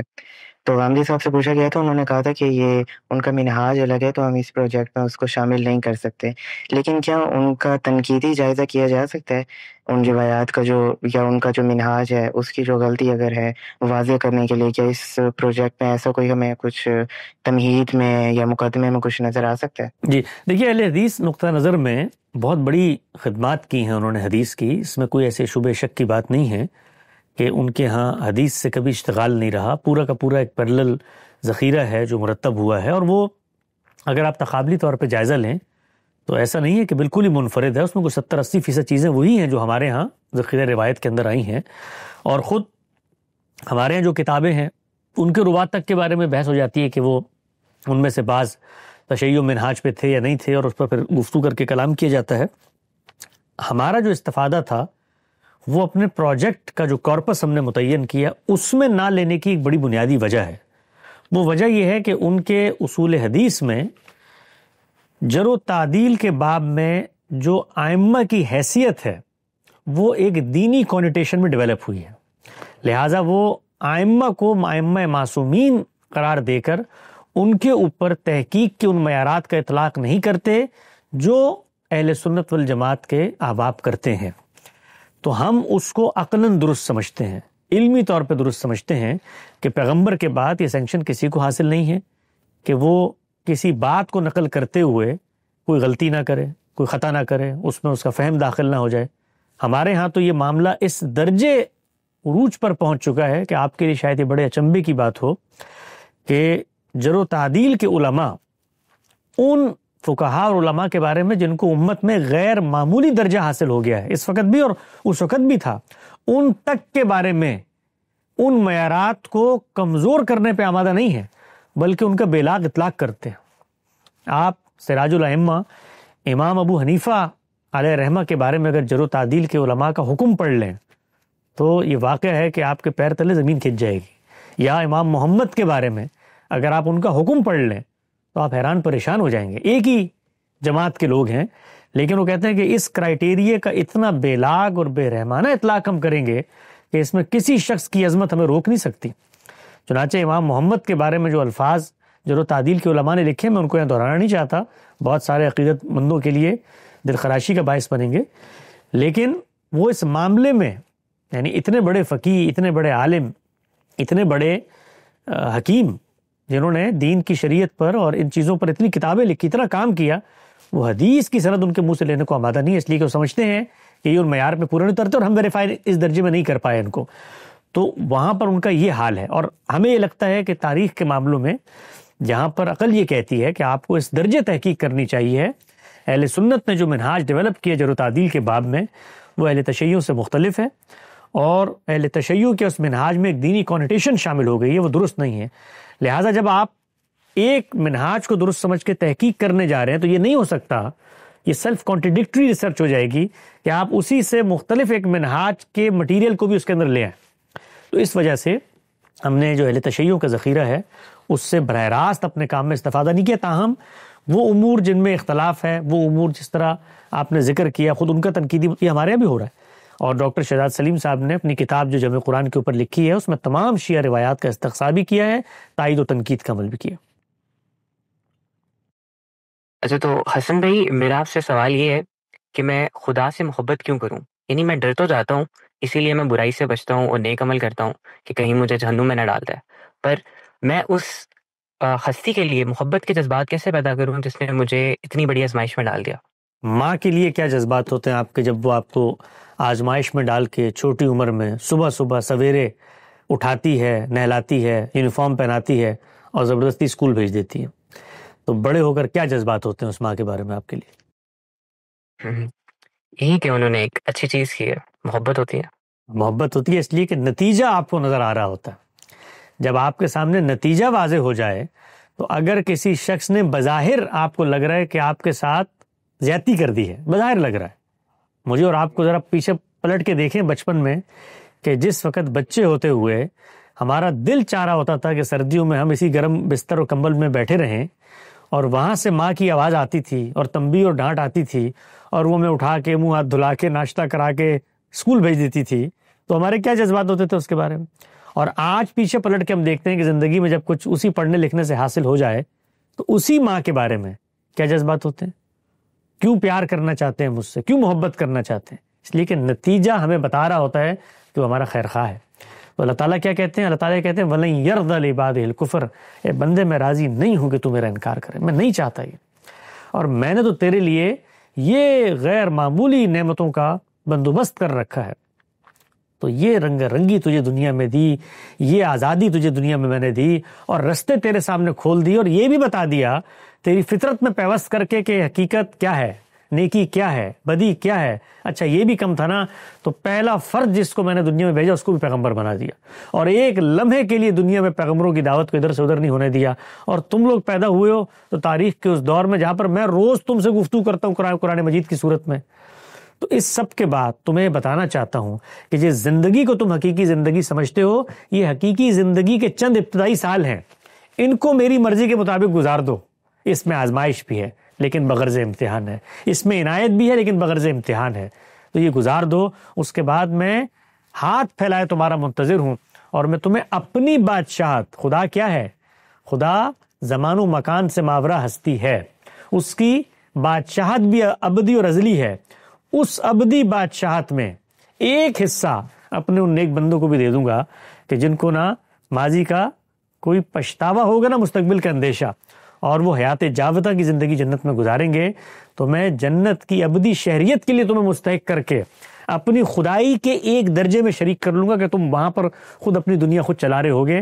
تو اتنا بڑا انعام تمہارے لیے میں نے رکھا ہوا ہے، تو یہ چھوٹی چھوٹی جو تمہیں آزمائشیں پہنچتی ہیں اس میں تم دکھی ہو جاتے ہو، اس میں جزا فضا کرتے ہو۔ اچھا اگر کچھ کرنے کی ہمت ہے، کچھ اور تمہارے سامنے رستہ ہے، اب آپ دیکھیے وہ پہلو جو قرآن مجید میں اس پس منظر میں آتا ہے، اچھا کچھ اور کر سکتے تو لگاؤ نا سیڑھیاں آسمان پر اور جاؤ اور نکال کے لے آؤ جو تم حل کر سکتے ہو، تو دو نا موت شکست کو، تو پھر میں دیکھتا ہوں کہ میرے علاوہ بھی کوئی ہے۔ تو یہ وہ پہلو ہے جس سے خدا ہر سطح پر آپ کو متوجہ کرتا ہے، کہیں رحمت، شفقت، کہیں نتیجہ دکھا کر، کہیں ڈرا کر کہ اچھا لگانا ہے ہاتھ بجلی کے کھمبے کو تو پھر لگا کر دیکھو تمہارے ساتھ انجام کیا ہوگا، دیکھ لو ہم تمہیں بشارت سناتے ہیں کہ تم خس و خاشاک کی طرح بکھر جاؤ گے یہاں پر۔ تو اس پس منظر میں جب آپ خدا کو ایک زندہ ہستی کے طور پہ دیکھتے ہیں تو یہ ہو نہیں سکتا کہ آپ کے ورلڈ ویو درست جگہ پر آ جائے اور پھر خدا سے محبت پیدا نہ ہو۔ بہت پیارا حسن بھائی، آپ کی اس بات نے میرے دل چھو لیا قسم سے۔ اچھا حسن بھائی، ایک سوال کیا گیا ہے، سوال تو تھوڑا عجیب سا ہے لیکن کسی کی کنفیوژن دور کرنے کے لیے پوچھنا تو پڑے گا۔ سوال یہ ہے کہ کیا جنت میں آزادانہ جنسی تعلقات جائز ہوں گے؟ کیونکہ دنیا میں تو ہم دیکھتے ہیں کہ یہاں پہ خاندان کا ادارہ قائم کرنے کی ضرورت ہوتی ہے، کیونکہ انسان کے بچے اور بوڑھوں کے لیے ایک حفاظت چاہیے ہوتی ہے، تو اس لیے یہ ادارہ قائم کرنے کی ضرورت ہے، لیکن جنت میں یہ احتیاج باقی نہیں رہے گی، تو کیا وہاں بھی اس بات کی پابندی ہوگی کہ لوگ آزادانہ جنسی تعلقات سے پرہیز کریں؟ جس وقت وہ ضرورت ختم ہو جائے گی تو پابندی کو بھی آپ اصلاً اٹھ جانا چاہیے، اس لیے کہ دنیا کے اندر یہ پابندی لگانے کی ایک وجہ ہے کہ خدا اس دنیا میں جو اسکیم روبہ عمل کرنا چاہتے ہیں وہ چونکہ انسانوں کی موجودگی میں ہی قابل عمل رہتی ہے، اور اللہ نے اپنی اسکیم پوری کرنے کے لیے خود انسان کو اس اسکیم میں داخل کرنے کا ذریعہ بنا لیا ہے۔ گویا ہم ہی بچے پیدا کریں گے، ہم ہی انہیں شعور دیں گے، وہ ایک خاص سطح پہ پہنچیں گے تو ان کا امتحان ہوگا اور پھر اس کے بعد وہ رخصت ہو جائیں گے۔ تو خدا تعالیٰ کی اسکیم کا ناگزیر تقاضا یہ کہ خاندان کا ادارہ ہو بچے پیدا ہوں تو ان کی پرورش پرداخت ہو، ایک سطح پر پہنچیں، شعوری طور پہ امتحان میں شریک ہوں اور دنیا سے رخصت ہو جائیں۔ تو اگر یہ امتحان باقی نہیں رہے گا کہ آپ نے لوگوں کو اس آزمائش سے گزارنا ہے جس کی وجہ سے بچوں کو پیدا کرنا تھا، جس کی وجہ سے آپ نے ایک عورت کے ساتھ مل کر رہنا تھا تاکہ ان بچوں کی تربیت ہو سکے، تاکہ وہ بشعور انسان کی حیثیت سے دنیا کے سٹیج پر آئیں، تو جب یہ ضرورت ختم ہو جائے گی تو اس پابندی کو بھی پیش نظر نہیں رہنا چاہیے۔ لیکن جنت جو ہے وہ میرے آپ کے ریاضیاتی تخیلات کا مجموعہ نہیں ہے، اس میں لوگ اپنی ہستی، اپنے وجود کو لے کر جائیں گے۔ یہ تو ٹھیک ہے کہ دنیا کی جو آزمائشیں اور جو تصورات ہیں ان کا وہاں خاتمہ ہو جائے گا، لیکن کوئی شخص، کوئی پاکیزہ نفس آدمی وہاں پر جا کر بھی یہ کہتا ہے کہ میں تو اپنی بیوی کے ساتھ رہوں گا اور میں وہاں بچے پیدا کروں گا اور میں اپنا خاندان بناؤں گا، مجھے اس میں خوشی ملتی ہے، تو مجھے آپ کو کیا اعتراض ہے؟ تاہم یہ کوئی نہیں آ کر کہہ سکتا کہ جی اس کو لازماً وہاں شادی کرنی ہوگی، بچے رکھنے پڑیں گے اس لیے کہ ضرورت باقی نہیں رہی۔ تو وہ تو عیش دوام کی زندگی ہے، اس کے اندر نہ وہ اخلاقی معیارات اور کرائیٹیریا ہوں گے جو دنیا میں ہم پیدا کر دیتے ہیں، اور نہ وہ ایول شخصیت ہوگی جس کے نتیجے میں انسان کے اس برے تصور کا اظہار ہوتا ہے۔ تو ہم اصل میں دنیا کے علم کو لے کر جنت میں اس کا اطلاق کرنے جا رہے ہیں۔ جنت ان سب سے ماورا ایک جگہ ہے، اور اس کے بارے میں ایک بات بتا دی گئی ہے، وَلَكُمْ فِيهَا مَا تَشْتَهِي أَنفُسَكُمْ، وہاں تمہیں وہ کچھ ملے گا جو تم چاہتے ہو۔ تو اس کے لیے یہ ریاضیاتی خانے بنا کر کے یہ وہاں پر ایجاد ہوگی یا نہیں ہوگی، یہ کام نہیں کرنا چاہیے۔ حسن صاحب، آپ یہ ہم المورد کے ایک طالب علم ہیں، انہوں نے ایک سوال پوچھا ہے کہ انبیاء کرام علیہ السلام کے ہاتھوں جو معجزات ظاہر ہوئے، ہمیں انہیں کس طرح سمجھنا چاہیے؟ کیا یہ معجزات دنیا کے معمول کے قوانین فطرت سے ہٹ کر کوئی سپر نیچرل عمل ہوتے ہیں، یا یہ کوئی چھپی ہوئی داخلی قوت ہوتی ہے جو صرف اللہ کے اذن سے فعال ہوتی ہے؟ ہمیں نہیں اگر یہ قوت مضبوط ہے، ہمیں نہیں پتا یہ کیسے ہوتے ہیں، کیا ہوتے ہیں، چھپی ہوئی قوت ہے، ظاہر قوت ہے، ہمیں تو اطلاع دی گئی ہے۔ یہ ہم تب جانے، تب ویریفائیبل نالج ہو ہمارے پاس جب وہ ذریعہ علم ہو جس سے اوپر اٹھ کے ہم چیزوں کو دیکھ سکیں۔ میرا ذریعہ علم تو حواس کی گرفت میں ہونے کے باوجود محدود ہے، یعنی میرے سامنے بہت سارے ایسے ایونٹس ہو رہے ہوتے ہیں جو میری حواس کی گرفت میں ہوتے ہیں۔ مثال کے طور پہ رات کے وقت مجھے وہی تارے نظر آتے ہیں نا، میں اپنے حواس سے دیکھ سکتا ہوں ان کو، دن میں نظر نہیں آتے۔ تو میرے تو حواس کی گرفت میں موجود علم بھی محدود ہے۔ اس محدود علم سے میں اس پروردگار کی، اپنے پیغمبر کے ساتھ معاملات اور خرق عادت دنیا کے واقعات کی توجیحات تلاش کروں۔ جیسے کہ مثال کے طور پہ سر سید احمد خان کے یہاں یہ اپج پیدا ہوئی تو انہوں نے یہ کہنا شروع کر دیا کہ بھائی اللہ تعالیٰ نے تو کہا وہ اپنی سنت تبدیل نہیں کرتا، تو یہ فطرت اسی کی بنائی ہوئی ہے، عالمی قوانین اسی کے بنائے ہوئے ہیں، لہٰذا اس کے خلاف خرق عادت کو واقع نہیں ہو سکتا، چنانچہ معجزات کی ہم توجیہ کر لیں۔ میں اس بحث میں جاؤں کیوں؟ مجھے ضرورت کیا ہے کہ یعنی میرے پاس کو اللہ تعالیٰ نے ایسا علم مجھے دے دیا ہے، میں اپنے حواس کے علم پر اعتماد کر کے آگے نہیں بڑھ سکتا، وہ محدود ہے۔ تو اللہ کے پیغمبر کے ساتھ کیسے ظہور ہوتا ہے، میرے علم کی بحث نہیں ہے۔ ہمیں اپنے آپ کو ان بحثوں سے دور رکھنے کی تنبیہ کی ہے اسلام نے کہ جن کے بارے میں ہمارے پاس علم نہیں ہے۔ اور اللہ تعالیٰ یہ کہتے ہیں کہ جو راسخون فی العلم ہوتے ہیں وہ ام الکتاب پر، وہ چیزیں جو وضاحت کے ساتھ ان کو بتائی گئی ہیں ان پر اعتماد کرتے ہیں۔ اور یہ جو طریقہ کار میں اختیار کرتا ہوں کچھ عالم نادیدہ کے بارے میں تمہیں بتانے کے لیے، کچھ عالم نادیدہ کی پاورز کا تمہارے سامنے ظہور کر دیتا ہوں، ان کے بارے میں یہ تم عقل دوڑاتے ہو، یہ وہی لوگ دوڑاتے ہیں جن کے دلوں میں زیغ، تیڑ اور کجی ہوتی ہے۔ پیغمبر کے ساتھ کیسے ہوتا تھا، کیا ہوتا تھا، یہ پیغمبر جانے، اللہ تعالیٰ جانے، مجھے کچھ نہیں پتا اس بارے میں۔ اچھا، تو حسن بھائی، یہ جو ہمیں مشکل حالات میں نماز کے ریلیٹڈ جو ہمیں رعایت دی جاتی ہے، ٹریفک میں ہو تو شرنگ سجود کس طرح کیے جائیں گے، اور کیا قبلے کا دھیان رکھنا ضروری ہوگا یا نہیں؟ جی ہاں، جس وقت آپ آئیڈیل صورتحال پر عمل درآمد کرنے کے اہل نہیں رہتے تو اس میں جو مماثل شبیہ صورتحال ہے اس کو اختیار کرتے ہیں، تو وہاں پر جو آئیڈیل کے لازم دیگر تقاضے ان کو بھی پورا نہیں کیا جا سکتا۔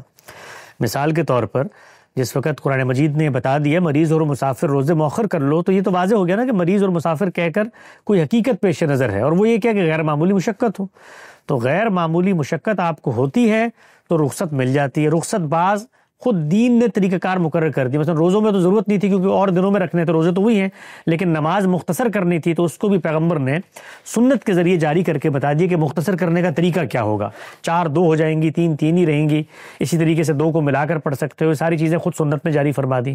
اب جب جاری فرما دی تو ان میں سے جن چیزوں پر عمل درآمد نہیں ہو سکتا اور ان کا قائم مقام موجود ہے تو وہ تجویز کر دیا۔ مثال کے طور پہ طہارت ایک بنیادی شرط ہے، تو اس کے لیے وضو نہیں ہو سکتا تو تیمم خود بیان کر دیا. تیمم پر قیاس کر کے آپ کو مسح الخفین پیروں پہ مسح کو رسول پاک صلی اللہ علیہ وسلم نے اجتہاداً اس کا اطلاق کر دیا.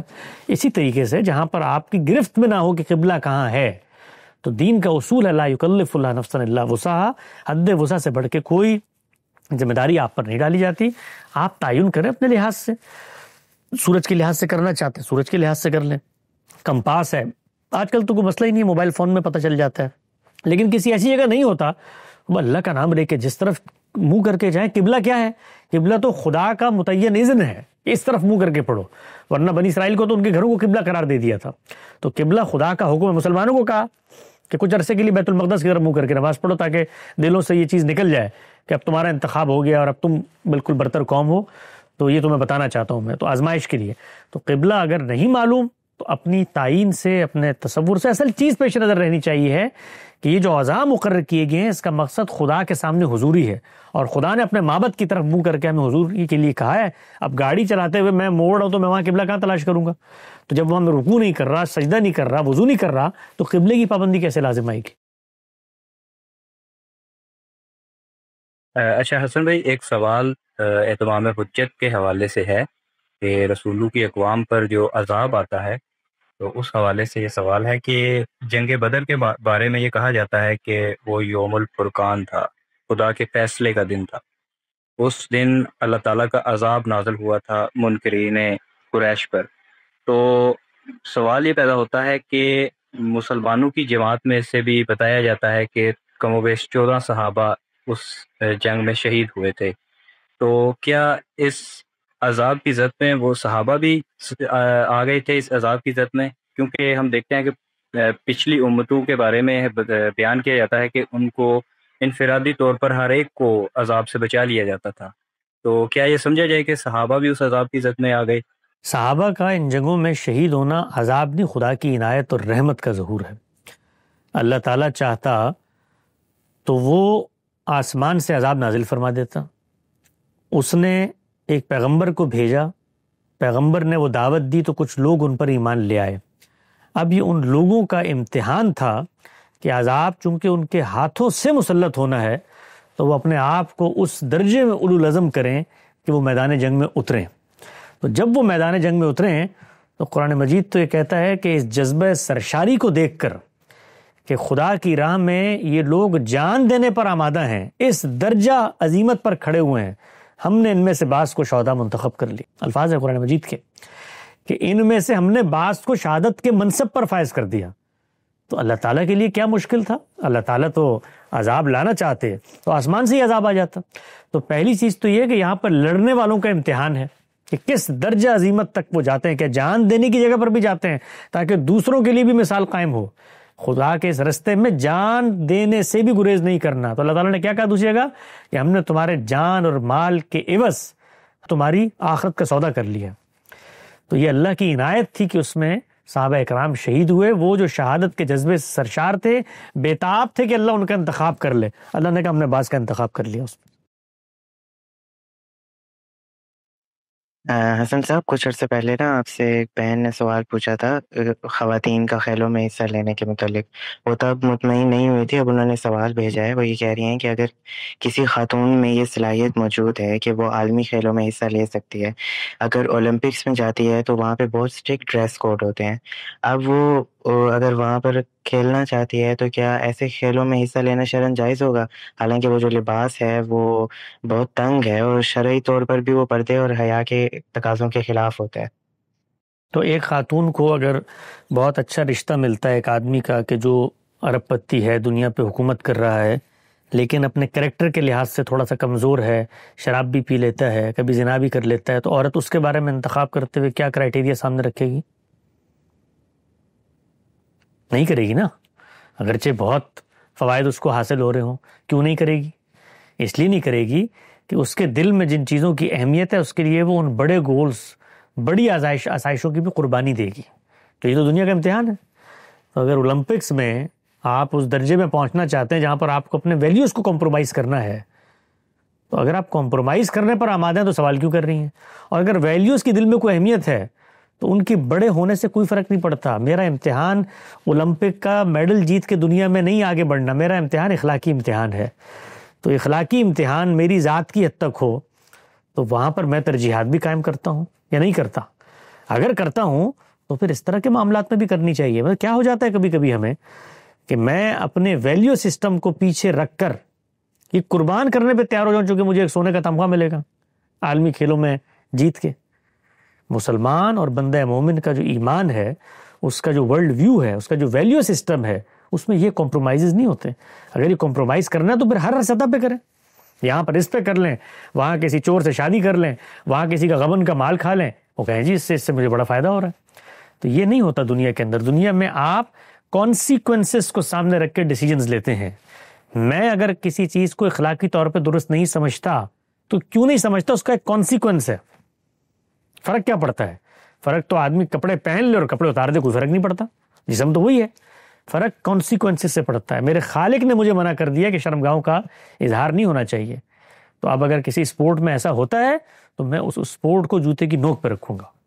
اچھا، تو حسن بھائی، جس طرح آپ ٹھنڈے دل و دماغ سے گفتگو کرتے ہیں، اور ابرار بھائی کے چینل پہ بھی ہم نے دیکھا ہے کہ آپ ہیٹی ڈبیٹس میں بھی آئے ہیں، اس میں بھی ہم نے دیکھا ہے کہ آپ کی طرف سے کبھی کوئی غلط الفاظ کا چناؤ نہیں ہوتا، ہمیشہ کمال ہی الفاظ آپ چنتے ہیں. تو اس طرح کا لہجہ اور آپ غصے میں نہیں آتے، یہ چیز میں اپنے اندر کیسے پیدا کر سکتا ہوں؟ میرا خیال ہے بھائی یہ کسی شخص میں پہلے دن پیدا نہیں ہوتی. میں بھی اس طرح کا مسافر ہوں اور میں یہ بھی دعویٰ نہیں کرتا کہ میرے یہاں پوری طرح وہ پیدا ہو گئی ہے. جس درجے میں ہمارے استاد کیا ہے کوشش کرتے ہیں، لیکن کبھی کبھی اونچ نیچ ہو جاتی ہے بحیثیت انسان. تاہم یہ ضرور ذہن میں رہتا ہے کہ یہ نہیں ہونا چاہیے، کبھی بھی نہیں ہونا چاہیے. اس میں تھوڑا سا مارجن میں دیتا ہوں شخصیات کا. اللہ تعالیٰ نے ہر انسان کو ایک ایسی خاص بود و باش اور ایک خاص اظہار کا بیانیہ یا اسلوب یا لہجہ دیا ہوتا ہے جو سب کا یکساں نہیں ہو سکتا. جیسے غامدی صاحب کا ہے، تو اب یہ نہیں ہو سکتا کہ غامدی صاحب کے ارد گرد جتنے لوگ ہیں وہ بالکل اسی ٹون میں، اسی اسٹائل میں اور اسی لب و لہجے میں گفتگو کریں. اس میں تھوڑا فرق ہو سکتا ہے اور اس کا مارجن سب کو دینا چاہیے. میں نے یہ بھی دیکھا ہے لوگ عام طور پہ یہ غلطی کرتے ہیں کہ وہ ایک بڑی شخصیت سے انسپائر ہیں تو اسی کو پیمانہ بنا کر ہر ایک پر اس کا اطلاق کرنا شروع کر دیتے ہیں. ہر انسان دنیا میں مختلف ہے، اس کے بیان کرنے کا انداز اور اظہار کا اسلوب اور پس منظر مختلف ہے، پھر آڈینس مختلف ہے. اب میں مثال دیتا ہوں آپ کو. میرے سامنے جب کوئی مذہبی آدمی آ کر کوئی اعتراض کرتا ہے غامدی صاحب کی فکر پہ، تو میں جب اس کو جواب دیتا ہوں تو میرا شعور جہاں سے بیدار ہوتا ہے جواب دینے کے لیے وہ نہیں ہوتا جو میں بھی اس وقت آپ لوگوں کو جواب دے رہا ہوں. اس کی ایک وجہ ہے. اس کی وجہ یہ ہے کہ میں اس پس منظر میں سے اٹھا ہوا ہوں. میں ان کو اپنا آدمی سمجھتا ہوں، ان مذہبی لوگوں کو. تو میں جب اس سے مخاطب ہوتا ہوں تو میرے دل میں ایک دوسرے درجے کا تعلق ہے جو پیدا ہوتا ہے. وہاں پر مجھے کسی درجہ تنبیہ، کسی درجہ جھنجھوڑنا، کسی درجہ توجہ دلانا، یہ میرے وجود کا تقاضا محسوس ہوتا ہے. کیونکہ میں نے غامدی صاحب کو کوئی ٹیوشن پڑھ کے دریافت نہیں کیا، بلکہ ان کی مخالفت کے ایک سفر میں جانے کے بعد اس مذہبی حلقے کی کوک میں بیٹھ کر دریافت کر کے یہاں تک پہنچا ہوں. تو میرے دل میں ایک جذباتیت بھی پیدا ہوتی ہے کہ میں ان لوگوں کو بتاؤں یار کہ میں تمہاری طرح ہی تھا، یہی کچھ کرتا تھا، لیکن اب میں یہاں سے نکل کے اگر آ گیا ہوں تو تم لوگ بھی توجہ دو، کیوں اپنی آخرت برباد کر رہے ہو؟ تو اپنے بچے کے ساتھ جو محبت ہوتی ہے جب وہ بیمار ہو جائے، جو دکھ ہوتا ہے جب اس کو تکلیف پہنچے، تو مجھے اسی طرح کا تعلق محسوس ہوتا ہے مذہبی لوگوں کے ساتھ. تو اب آپ اگر اس پیمانے کو اٹھائیں اور غامدی صاحب جس طرح مذہبی لوگوں سے مخاطب ہوتے ہیں اس کو سامنے رکھ دیں تو آپ کبھی بھی انصاف نہیں کر سکیں گے. وہ اس پس منظر سے اصلاً نہیں اٹھے، ان کی اپنی فکر اپنی قد و کاوش سے ڈیولپ ہوئی ہے. میں وہاں سے اٹھ کر یہاں آیا ہوں، تو میں جب ان سے مخاطب ہوتا ہوں تو میرے دل میں ایک درد بھی ہوتا ہے اور میری زبان میں ایک تنبیہ بھی ہوتی ہے ان کو بتانے کے لیے. اور چونکہ ہمارا علم مشترک ہے، میراث مشترک ہے، تو میں توجہ بھی دلاتا ہوں کبھی کہ بھائی پیچھے مڑ کے دیکھو، خود ہم لوگ یہی کرتے چلے آئے اور لوگوں کے ساتھ. تو یہ مارجن ہر ایک کو دینا چاہیے. اس میں ایک جو کرائٹیریا ہم بنا لیتے ہیں نا اسکیل کا، یہ انسانوں، یہ صحابہ کے ساتھ نہیں ہو سکا. اب صحابہ کرام رسول اللہ کی مائیت میں رہتے تھے نا، تو سیدنا عمر کی ایک شخصیت تھی، آپ نے دیکھا ہے کہ اس شخصیت کا ظہور ہوتا ہے، جلال ہے، اس کے اندر تھوڑا سا ڈسپلن ہے، تنبیہ ہے. تو اس چیز کو آپ مار نہیں سکتے، یہ چیز ہمیشہ برقرار رہے گی. اس کا آپ نے ان کو مارجن دینا ہے. دوسری چیز یہ ہے کہ کچھ ایسی ریڈ لائنز ہوتی ہیں جن کو کبھی بھی پار نہیں ہونا چاہیے. وہ جو ریڈ لائنز ہیں وہ اخلاقی معیارات ہیں. اس میں کوئی کسی کے اوپر الزام، طعن و تشنیع، کسی کے خلاف بات کرنا، عزت نفس مجروح کرنا، کسی کے عیوب کو بے پردہ کر دینا، یہ کام ہے جو اخلاقی مسلمات میں سے ہے. اس میں ہر حال میں ہمیں اپنا دامن بچانا ہے. اور تیسری چیز یہ ہے کہ یہ تحمل پیدا کیسے ہوتا ہے؟ اس وقت ہوتا ہے کہ جب آپ تھوڑا طالب علمانہ مطالعہ شروع کرتے ہیں، تو جو آپ کا مخاطب غلط بات بھی کر رہا ہوتا ہے نا، آپ کو پتا ہوتا ہے کہ اس کے پیچھے ایک استدلال ہے، یہ اس استدلال سے متاثر ہے. اگر میں بھی ہوں تو میں بھی یہ غلط بات کروں گا، تو اس کے نتیجے میں آپ کول ڈاؤن ہو جاتے ہیں، ٹون ڈاؤن ہو جاتے ہیں. آپ کو پتا ہوتا ہے کہ یہ بیچارہ اصل میں ایک استدلال کو درست مان کر یہ رویہ اختیار کر رہا ہے، یہی رویہ اختیار کرے گا. تو پھر استدلال جب علم میں ہوتا ہے تو آپ فرسٹریٹ نہیں ہوتے، تو پھر آپ بڑے ٹھنڈے انداز سے اس استدلال کو زیر بحث لا کے جواب دے دیتے ہیں. حسن صاحب، آپ غامدی صاحب کے ساتھ اتنے عرصے سے ہیں، تو پوچھنا یہ تھا کہ اگر ہم، اور غامدی صاحب بہت صاحب مطالعہ بھی ہیں، اگر ہم مطالعے کی عادت ڈالنا چاہتے ہیں تو وہ کس طرح ڈالیں؟ اور اگر غامدی صاحب نے اس کے متعلق آپ کو کوئی نصیحت کی تو وہ بھی بتا دیجیے. اس میں اصل چیز یہ ہے کہ جو بڑے کانسیپٹس ہیں ان کے بارے میں پہلے کلیئرٹی حاصل ہونی چاہیے. اگر آپ دین کے باب میں پوچھیں تو جو منہاج ہیں، جو پیراڈائمز ہیں، یہ جو سوچنے سمجھنے کے زاویہ نظر ہیں، ان کا ایک کانسیپچول فریم ورک ذہن میں ڈیولپ ہونا چاہیے. اس کے لیے آپ کو جو نمائندہ کتابیں ہیں، سورس بکس ہیں، ان کو پہلے پڑھنا چاہیے. وہ ہر فکر ہر منہاج میں ڈیولپ ہو جاتے ہیں. مثال دیتا ہوں، مثلا ہمارے ہاں ان بڑے لوگوں نے جب پوری زندگی دین کا مطالعہ کیا تو اپنے مطالعے کے حاصلات بتائے. اور انسانی علم کا کمال یہ ہوتا ہے کہ وہ منتشر معلومات میں ایک سررشتہ تلاش کر کے ایک میگا نیریٹو ڈیولپ کرتا ہے. وہ اصل میں میگا نیریٹو ہوتا ہے جس کے آف شوٹس ہوتے ہیں جو اس کے اندر سے نکل رہے ہوتے ہیں.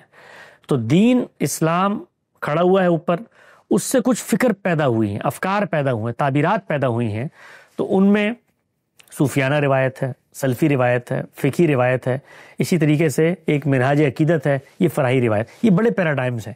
تو آپ کو پہلے مرحلے میں اگر آپ چاہتے ہیں اختصاصی سطح پہ چیزوں کو ہولسٹکلی جانیں اور ایک گہری بصیرت اور مطالعہ پیدا کریں، تو ان کی جو اوریجنز ہیں ان کو دریافت کرنا پڑے گا. تو پھر آپ کے سامنے جو معلومات آئے گی آپ بہت آسانی سے اس کو کیٹیگرائز کر سکتے ہیں کہ یہ استدلال صوفیانہ نوعیت کا ہے، اس کی بنا استدلال یہاں سے پیدا ہوتی ہے، اس بنا استدلال کا جو چین آف آرگومنٹ ہے وہ یہ 4 باتیں ہیں، ان پر دینی لحاظ سے مجھے کلیئرٹی حاصل ہے. یہ سلفی منہاج کا نقطہ نظر ہے، یہ آثار و روایت پر مشتمل ہوتا ہے، اس پر دین کی اصولی ہدایت یہ ہے، اس پر میرا اطمینان ہے، اس کی روشنی میں اس کے اختلافات کو حل کروں گا. یہ فقہی روایت ہے، یہ اجماع کو اصل مانتی ہے، اجماع کے بارے میں میرا تصور یہ ہے. اس تصور پہ جو سوالات اعتراضات ہوتے ہیں آپ اس کو فکر کی سطح پہ رفع کرتے ہیں. تو اس سے کیا ہوتا ہے کہ جو بڑی تعبیرات، ہولسٹک نالج ہے، وہ اپنی اپسٹیمولوجی سے لے کے اپنی اپلیکیشن تک آپ کی گرفت میں آ جاتی ہے. پھر باقی چیزیں جو ہوتی ہیں وہ اپلائیڈ ہوتی ہیں، ان پر پھر آپ نے اپنے ان پرنسپلز کا اطلاق کرنا ہوتا ہے. اس میں بھی ظاہری بات ہے محنت کرنی پڑتی ہے، اس میں 15-20 سال آدمی کو لگتے ہیں کہ وہ اس اپلیکیشن کے مرحلے سے گزرے، چونکہ اپلیکیشن نئی سے نئی آئے گی، لیکن آپ کا جو میٹر ہے، اسکیل ہے، اس کو درست ہونا چاہیے. تو یہ اپلائیڈ اسٹڈیز ہے، بیسیکلی جو دین کی اسٹڈیز ہیں یہ اپلائیڈ اسٹڈیز ہیں. اس میں شروع کے 2-3 سال بیسک جو آپ کا ڈیولپمنٹ ہوتی ہے لینگویجز کی، چیزوں کی، اور جو سورس آف نالج تک رسائی کا عمل ہے وہ ہو جائے تو پھر آپ اپلیکیشن میں چلے جائیں. تو اس سے پھر آپ کو علم نافع، حقیقی علم حاصل ہونا شروع ہو جاتا.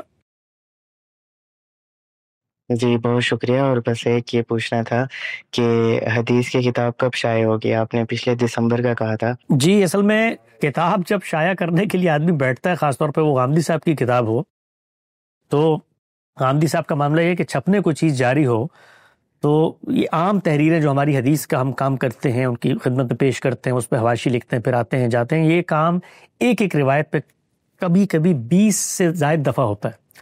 یعنی پوری تحقیق کر کے ان کی خدمت میں رکھی ہے، انہوں نے اس پہ لکھ دیا ہے، پھر کچھ سوال اٹھایا ہے، وہ ہمارے پاس آیا، پھر دوبارہ کیا. تو اتنا محنت طلب یہ کام ہوتا ہے. خیر 10 سال سے ہم یہ کر رہے تھے، ایک بڑے ذخیرے پر یہ کام ہو گیا.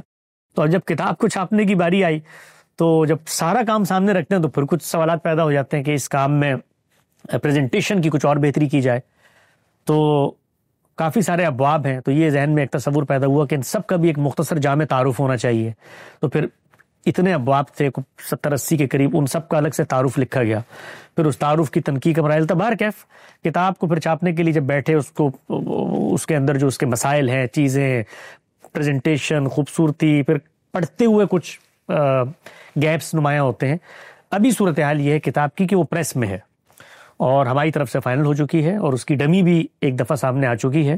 جو پریس میں چھپنے سے پہلے آتی ہے. تو مجھے پوری امید ہے انشاءاللہ کہ اگلے 2-3 ہفتے میں وہ کتاب آ جانی چاہیے. وہ پریس میں ہے اس وقت, چھپ رہی ہے یعنی. اچھا، تو حسن بھائی آپ نے پہلے بھی کئی دفعہ مجھے اس بات پہ توجہ دلائی ہے کہ مجھے اس طرح کے سوال اٹھانے چاہیے جس کا اللہ تعالیٰ نے مجھے علم دیا.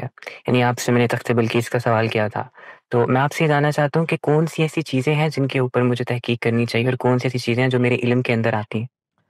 ان چیزوں کی تحقیق ہم ضرور کریں جو چیزیں ہماری زندگی سے متعلق ہیں اور اس پر ہماری آخرت کا انحصار ہے. دین کے پس منظر میں بات کروں، دنیا میں تو آپ ہر چیز پہ چاہیں تحقیق کریں، اس میں کوئی پرابلم کی بات نہیں. دین کے باب میں، اور اللہ نے بتا دیا ہے کہ دین کے باب میں جہاں پر کھڑا ہوا ہوں وہ تمہارے زمان و مکان سے ماورا کی دنیا ہے. وہاں پر کھڑے ہو کر جو میں حقائق پیش کرتا ہوں اس تک تم رسائی عملاً حاصل ہی نہیں کر سکتے.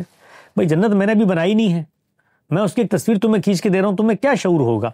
تو نادیدہ عالم کے حقائق کو ہمیشہ میں تمہارے علم کی رعایت سے بیان کرتا ہوں، کیونکہ تم وہ علم نہیں رکھتے کہ ان چیزوں کا حقیقی ادراک کر سکو.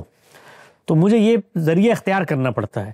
اس میں تم جو مقصود ہے اس کو حاصل کرو، اس کے اندر مت جاؤ کہ جہنم میں آگ بھی ہوگی اور مثال کے طور پہ برگد کا درخت بھی ہوگا تو آگ تو اس کو جلا دے گی، تو پھر کیا ہوگا؟ یہ تمہارے غور و فکر کا کام نہیں ہے. ہم وہ جس طرح آگ بنائیں گے، جیسی چمڑی بنائیں گے، وہ تمہیں وہاں پتہ چل جائے گا. اس سے سینس حاصل کرو کہ تمہیں وہاں پر سخت عذاب ہونے والا ہے. یہ ہے مقصود. ان میں الجھ جاؤ گے مثالوں میں تو تم فیصلہ نہیں کر پاؤ گے، اس لیے کہ تمہارے پاس تو علم ہی نہیں ہے. تو جو امہات ہیں، جو اصل ہے، جو ام الکتاب ہے، وہ خدا کا وہ کرائٹیریا ہے. اس پر غور و فکر ہو، اس پر تدبر ہو کہ اس پر ہم کتنا عمل پیرا ہیں. اور باقی دین کے علماء ظاہری بات ہے قرآن مجید کے اندر اترتے ہیں، ان کے غور و فکر کی جو اپج ہے اس کا دائرہ قرآن مجید کی انڈرسٹینڈنگ پر منحصر ہونا چاہیے. یہ ہمارے یہاں جو صوفیہ حضرات ہیں انہوں نے کائنات کو حل کرنے کی کوشش کی، خدا کی معاملات کو حل کرنے کی کوشش کی، جس سے خدا نے دور رہنے کا کہا، متشابہات. لیکن جہاں غور کرنا تھا، جس پہ پوری امت نے اس چیز کو بھلا دیا، وہ تھا قرآن مجید پر تدبر، علمی تدبر. یہ قرآن مجید میں لفظ آیا ہے، یہ لفظ کیسے اوریجنیٹ ہوا، اس کے کیا معنی ہیں، کیا شیڈز ہیں، کلام میں اس کی تالیفی حیثیت کیا ہے، سیاق و سباق کیا ہے، اس پر غور و فکر ہو. یعنی کلام کو محور و مرکز بنایا جائے تو اس سے پھر آپ کو حقیقی علم حاصل ہوگا اور کائنات کے وہ مسائل حل ہوں گے جو وہ کتاب کہتی ہے کہ تمہارے تصور میں نہیں ہے. یہ جو نئی نئی چیزیں آ رہی ہیں، کبھی آپ غامدی صاحب کی زبانی جب سنتے ہیں حیرانی ہو جاتی ہے، قرآن مجید کے اندر یہ چیزیں بھی موجود تھیں. تو تدبر کا جو محور و مرکز ہے وہ اللہ کی کتاب بنی. جب وہ بنے گی تو پھر آپ کو حقیقی علم حاصل ہوگا. حسن بھائی، یہ سوال ہے کہ اصول میں دیکھا جائے تو حضرت علی اور امیر معاویہ رضی اللہ تعالیٰ عنہ کے بارے میں کوئی آدمی کوئی بھی رائے رکھ سکتا ہے، چاہے وہ حضرت علی کے حق میں رائے رکھے یا حضرت امیر معاویہ کے حق میں رائے رکھے. اس بنیاد پر اس کی جنت اور جہنم کا فیصلہ نہیں کیا جائے گا، کیونکہ قرآن مجید نے ہمیں جنت اور جہنم کا ایک کرائٹیریا بتا دیا. لیکن اس کے بعد ہم دیکھتے ہیں کہ ایسے گروہ پیدا ہو گئے ہیں جن کو لوگ ناصبی اور رافضی کہتے ہیں، اور جن کے بارے میں کہتے ہیں کہ یہ دونوں اس بنیاد پر جہنم میں جائیں گے کہ یہ ایک خاص نقطہ نظر رکھتے ہیں. تو کیا ان گروہوں کی یا اس طرح کے نقطہ نظر رکھنے میں اس سزا کی کیا کوئی حیثیت ہے دین میں، یا واقعی ایسا ہو سکتا ہے؟ وہی سوال پوچھیں گے ہم ان سے کہ آپ دینی لحاظ سے ایک دعویٰ کر رہے ہیں، چونکہ آخرت آپ نے تو دینی نہیں ہے، آپ تو خدا نہیں ہیں، اور خدا نہ خواستہ آپ خدا نعوذ باللہ بن جاتے تو آپ تو اپنے مسلک کے چند بزرگوں کے علاوہ کسی کو جنت کی طرف منہ کرتے ہوئے بھی نہ دیکھتے. جو حالت ہے آپ کے دنیا کے اندر دین کو سمجھ کر عمل درآمد کرنے کی، تو یہ فیصلہ آپ نے نہیں کرنا جو آپ یہاں بیٹھ کر ہمیں وعیدیں سنا رہے ہیں کہ یہ ہو جائے گا اور وہ ہو جائے گا، اور آخرت میں یہ خدا نے کرنا ہے فیصلہ. تو یا تو پہلے خدائی کا دعویٰ کریں، اس کی سینکشن لے کر آئیں، کوئی ایسی کتاب ہمارے سامنے رکھیں ہم آپ کو خدا مانیں، اور پھر ہم یہ کہیں کہ بھئی آپ نے فیصلہ کر دیا لہٰذا اب تو ہم ڈر کے سیدنا علی کے حق میں، سیدنا معاویہ کے حق میں دستبردہ. فیصلہ خدا نے کرنا ہے اور خدا نے فیصلے کا کرائٹیریا اپنی کتاب میں بیان کر دیا. تو جائیں پہلے اس کرائٹیریا میں اپنے چیزیں شامل کر کے آئیں، کریں. قرآن مجید نے حرمت کی بنیادیں بتا دی ہیں، اخلاقی طور پہ وہ 5 چیزیں ہیں، تو اس میں شامل کریں. آپ پہلے اس کو حقیقت بنائیں، پھر اس میں شامل کریں کہ میں اس کا ارتکاب کر رہا ہوں، پھر آپ مجھے متوجہ کریں کہ بھئی اس سے تمہاری آخرت برباد ہوگی. تو آخرت تو جس چیز سے برباد ہوگی وہ حکم لگانا ہے، نہ کہ حکم نہیں لگانا ہے. حکم لگانے سے اخلاقی مسئلہ پیدا ہوتا ہے. میں کہوں فلاں شراب پیتا تھا، وہ قیامت میں پتہ چلے پیتا ہی نہیں تھا، میں کیا کروں گا؟ میں کہوں فلاں فاسق فاجر تھا، وہ قیامت میں پتہ چلے جن لوگوں نے ان کے خلاف اقدام کیا کہ ہم تو فاسق فاجر سمجھتے نہیں تھے، میں کیا کروں گا؟ تو آخرت تو میری حکم لگانے سے برباد ہوگی، کیونکہ اس میں کسی پر اخلاقی الزام ہوگا، کوئی بہتان ہوگا جس کو مجھے ثابت کرنا ہے۔ تو یہ جو بحث کی جاتی ہے فلاں حق پر تھا، فلاں باطل پر تھا، تو اس کو بحث کرنے کے نتیجے میں تو آخرت متاثر ہو سکتی ہے، نہ کرنے کے نتیجے میں تو میں محفوظ ہوں، اس لیے کہ میں غلط بھی ہوا تو میں اللہ تعالیٰ کو کہوں گا جی میں رائے قائم کرنے کی پوزیشن میں نہیں تھا، آپ نے مجھے انسان بنایا ہے، میرے سامنے قرآن کی ہدایت تھی، میں اس کو ایک تاریخ کا مسئلہ سمجھتا تھا، یہ تو آج پتہ چلا حق و باطل کا مسئلہ تھا، چلے مجھے تو آپ معاف کریں نا، میں نے تو حکم لگایا نہیں، لیکن جنہوں نے لگا لیا تھا اور حکم غلط ثابت ہو گیا تو وہ کیا کریں گے؟ تو آخرت کی بربادی دوسرے پہلو میں ہے، پہلے پہلو میں بالکل محفوظ ہیں آپ۔ اچھا، تو حسن بھائی ہمارے یہاں یہ تو بتایا جاتا ہے ہمیں کہ آپ نے سب سے پہلے اپنی اصلاح کرنی ہے، پھر اس کے بعد آپ نے دوسروں کی اصلاح کرنی ہے۔ تو میں یہ جاننا چاہتا ہوں کہ خود کی اصلاح کرنا، خود کو ٹھیک کرنا، یہ تو میں نے کرنی ہی کرنی ہے، یہ جو دوسروں کی اصلاح کرنی ہے، کہ یہ بات ہمیں غلط سمجھی ہے؟ نہیں، دوسروں کی اصلاح کرنی ہے، یہ حکم دین نے دیا ہے آپ کو، تو دین کی وہ آیت پڑھی جائے گی جہاں دین نے حکم دیا ہے، اور اس آیت کو پڑھ کے آپ کی حیثیت کے لحاظ سے دین نے حکم دیا یا حیثیت کو بھول کے حکم دیا۔ مثال کے طور پہ دین نے آپ کو یہ حکم دیا کہ ایک فرد اٹھے اور اکناف عالم میں خدا کی حکومت کا سکہ منوائے، یا امر بالمعروف نہی عن المنکر کرے، یا جہاد کرے، یا خلافت قائم کرے، تو دین کا حکم تو دین میں جا کے سمجھا جائے گا نا۔ تو دین میں دو طرح کے احکامات ہیں، جو فرد کو فرد کی حیثیت سے دیے گئے، جو معاشرے کو معاشرے کی حیثیت سے دیے گئے۔ تو پہلے ان کی کیٹیگرائزیشن ہوگی کہ عام آدمی کی حیثیت سے آپ کو دین نے ہدایت کیا دی ہے اور معاشرے کو ہدایت کیا دی ہے، تو جب ان کا تعین ہو جائے گا تو ذمہ داریاں آپ سے آپ طے ہو جائیں گی۔ اس کو ہم نے بڑی تفصیل سے بیان کیا ہے، بھی پچھلے دنوں ہمارے ہاں ایک سیریز ہوئی ہے اقامت دین کے موضوع پر، اس کو آپ دیکھ لیں، اس میں ہم نے بتایا ہے کہ یہ جو اس میں لوگ فرد سے متعلق اتنے بڑے بڑے کرائیٹیریاز بنا دیتے ہیں، یہ دین کے مجموعی سٹرکچر کے خلاف ہے۔ دین نے مجھ پر میری حد وسعت سے اوپر کوئی ذمہ داری نہیں ڈالی، اور جو ذمہ داری ڈالی ہے وہ بھی میرے دائرہ اختیار میں ہے، اور معاشرے کے لیے بھی جو ذمہ داری ڈالی ہے وہ اس وقت ہے جب اس کو طاقت، قدرت، استطاعت حاصل ہو۔ مثال لے لیں جہاد کی، اللہ تعالیٰ نے کہا کہ ظلم اور عدوان کے خلاف جہاد ہوگا، یہ غایت اور علت ہے جہاد کی، لیکن کیا کب جائے گا؟ جب طاقت ہوگی، جب استطاعت ہوگی، جب پتہ ہوگا کہ جہاد میں جیت جائیں گے، جب پتہ ہوگا کہ اس کے نتیجے میں مزید شر پیدا نہیں ہوگا، تو پھر معاشرے نے اپنی استطاعت کے لحاظ سے فیصلے کرنے ہیں۔ تو دین کا کوئی حکم ایسے الٹپ نہیں دے دیا جاتا کہ حسن الیاس صاحب کو حکم دے دیا کہ وہ دنیا میں خلافت کا نفاذ کریں، یہ حکم میری بساط سے بڑھ کر ہے، اللہ تعالیٰ مجھے حکم دیں گے کیوں؟ حسن بھائی، میں اپنے دونوں ساتھیوں کی طرف سے بھی اور اپنی طرف سے بھی تہہ دل سے آپ کا شکر گزار ہوں کہ آپ نے ہم طالب علموں کی قدر افزائی کی اور ہمیں موقع دیا کہ ہم آپ سے استفادہ کریں۔ تو اسی کے ساتھ ہم اس سیشن کو ختم کرتے ہیں اور امید کرتے ہیں کہ آئندہ بھی آپ ہمیں اس طرح کا موقع دیتے رہیں گے کہ ہم آپ کے علم سے استفادہ کرتے رہیں۔ جی بہت شکریہ جناب، اسی کے ساتھ آپ تمام لوگوں کا بہت شکریہ۔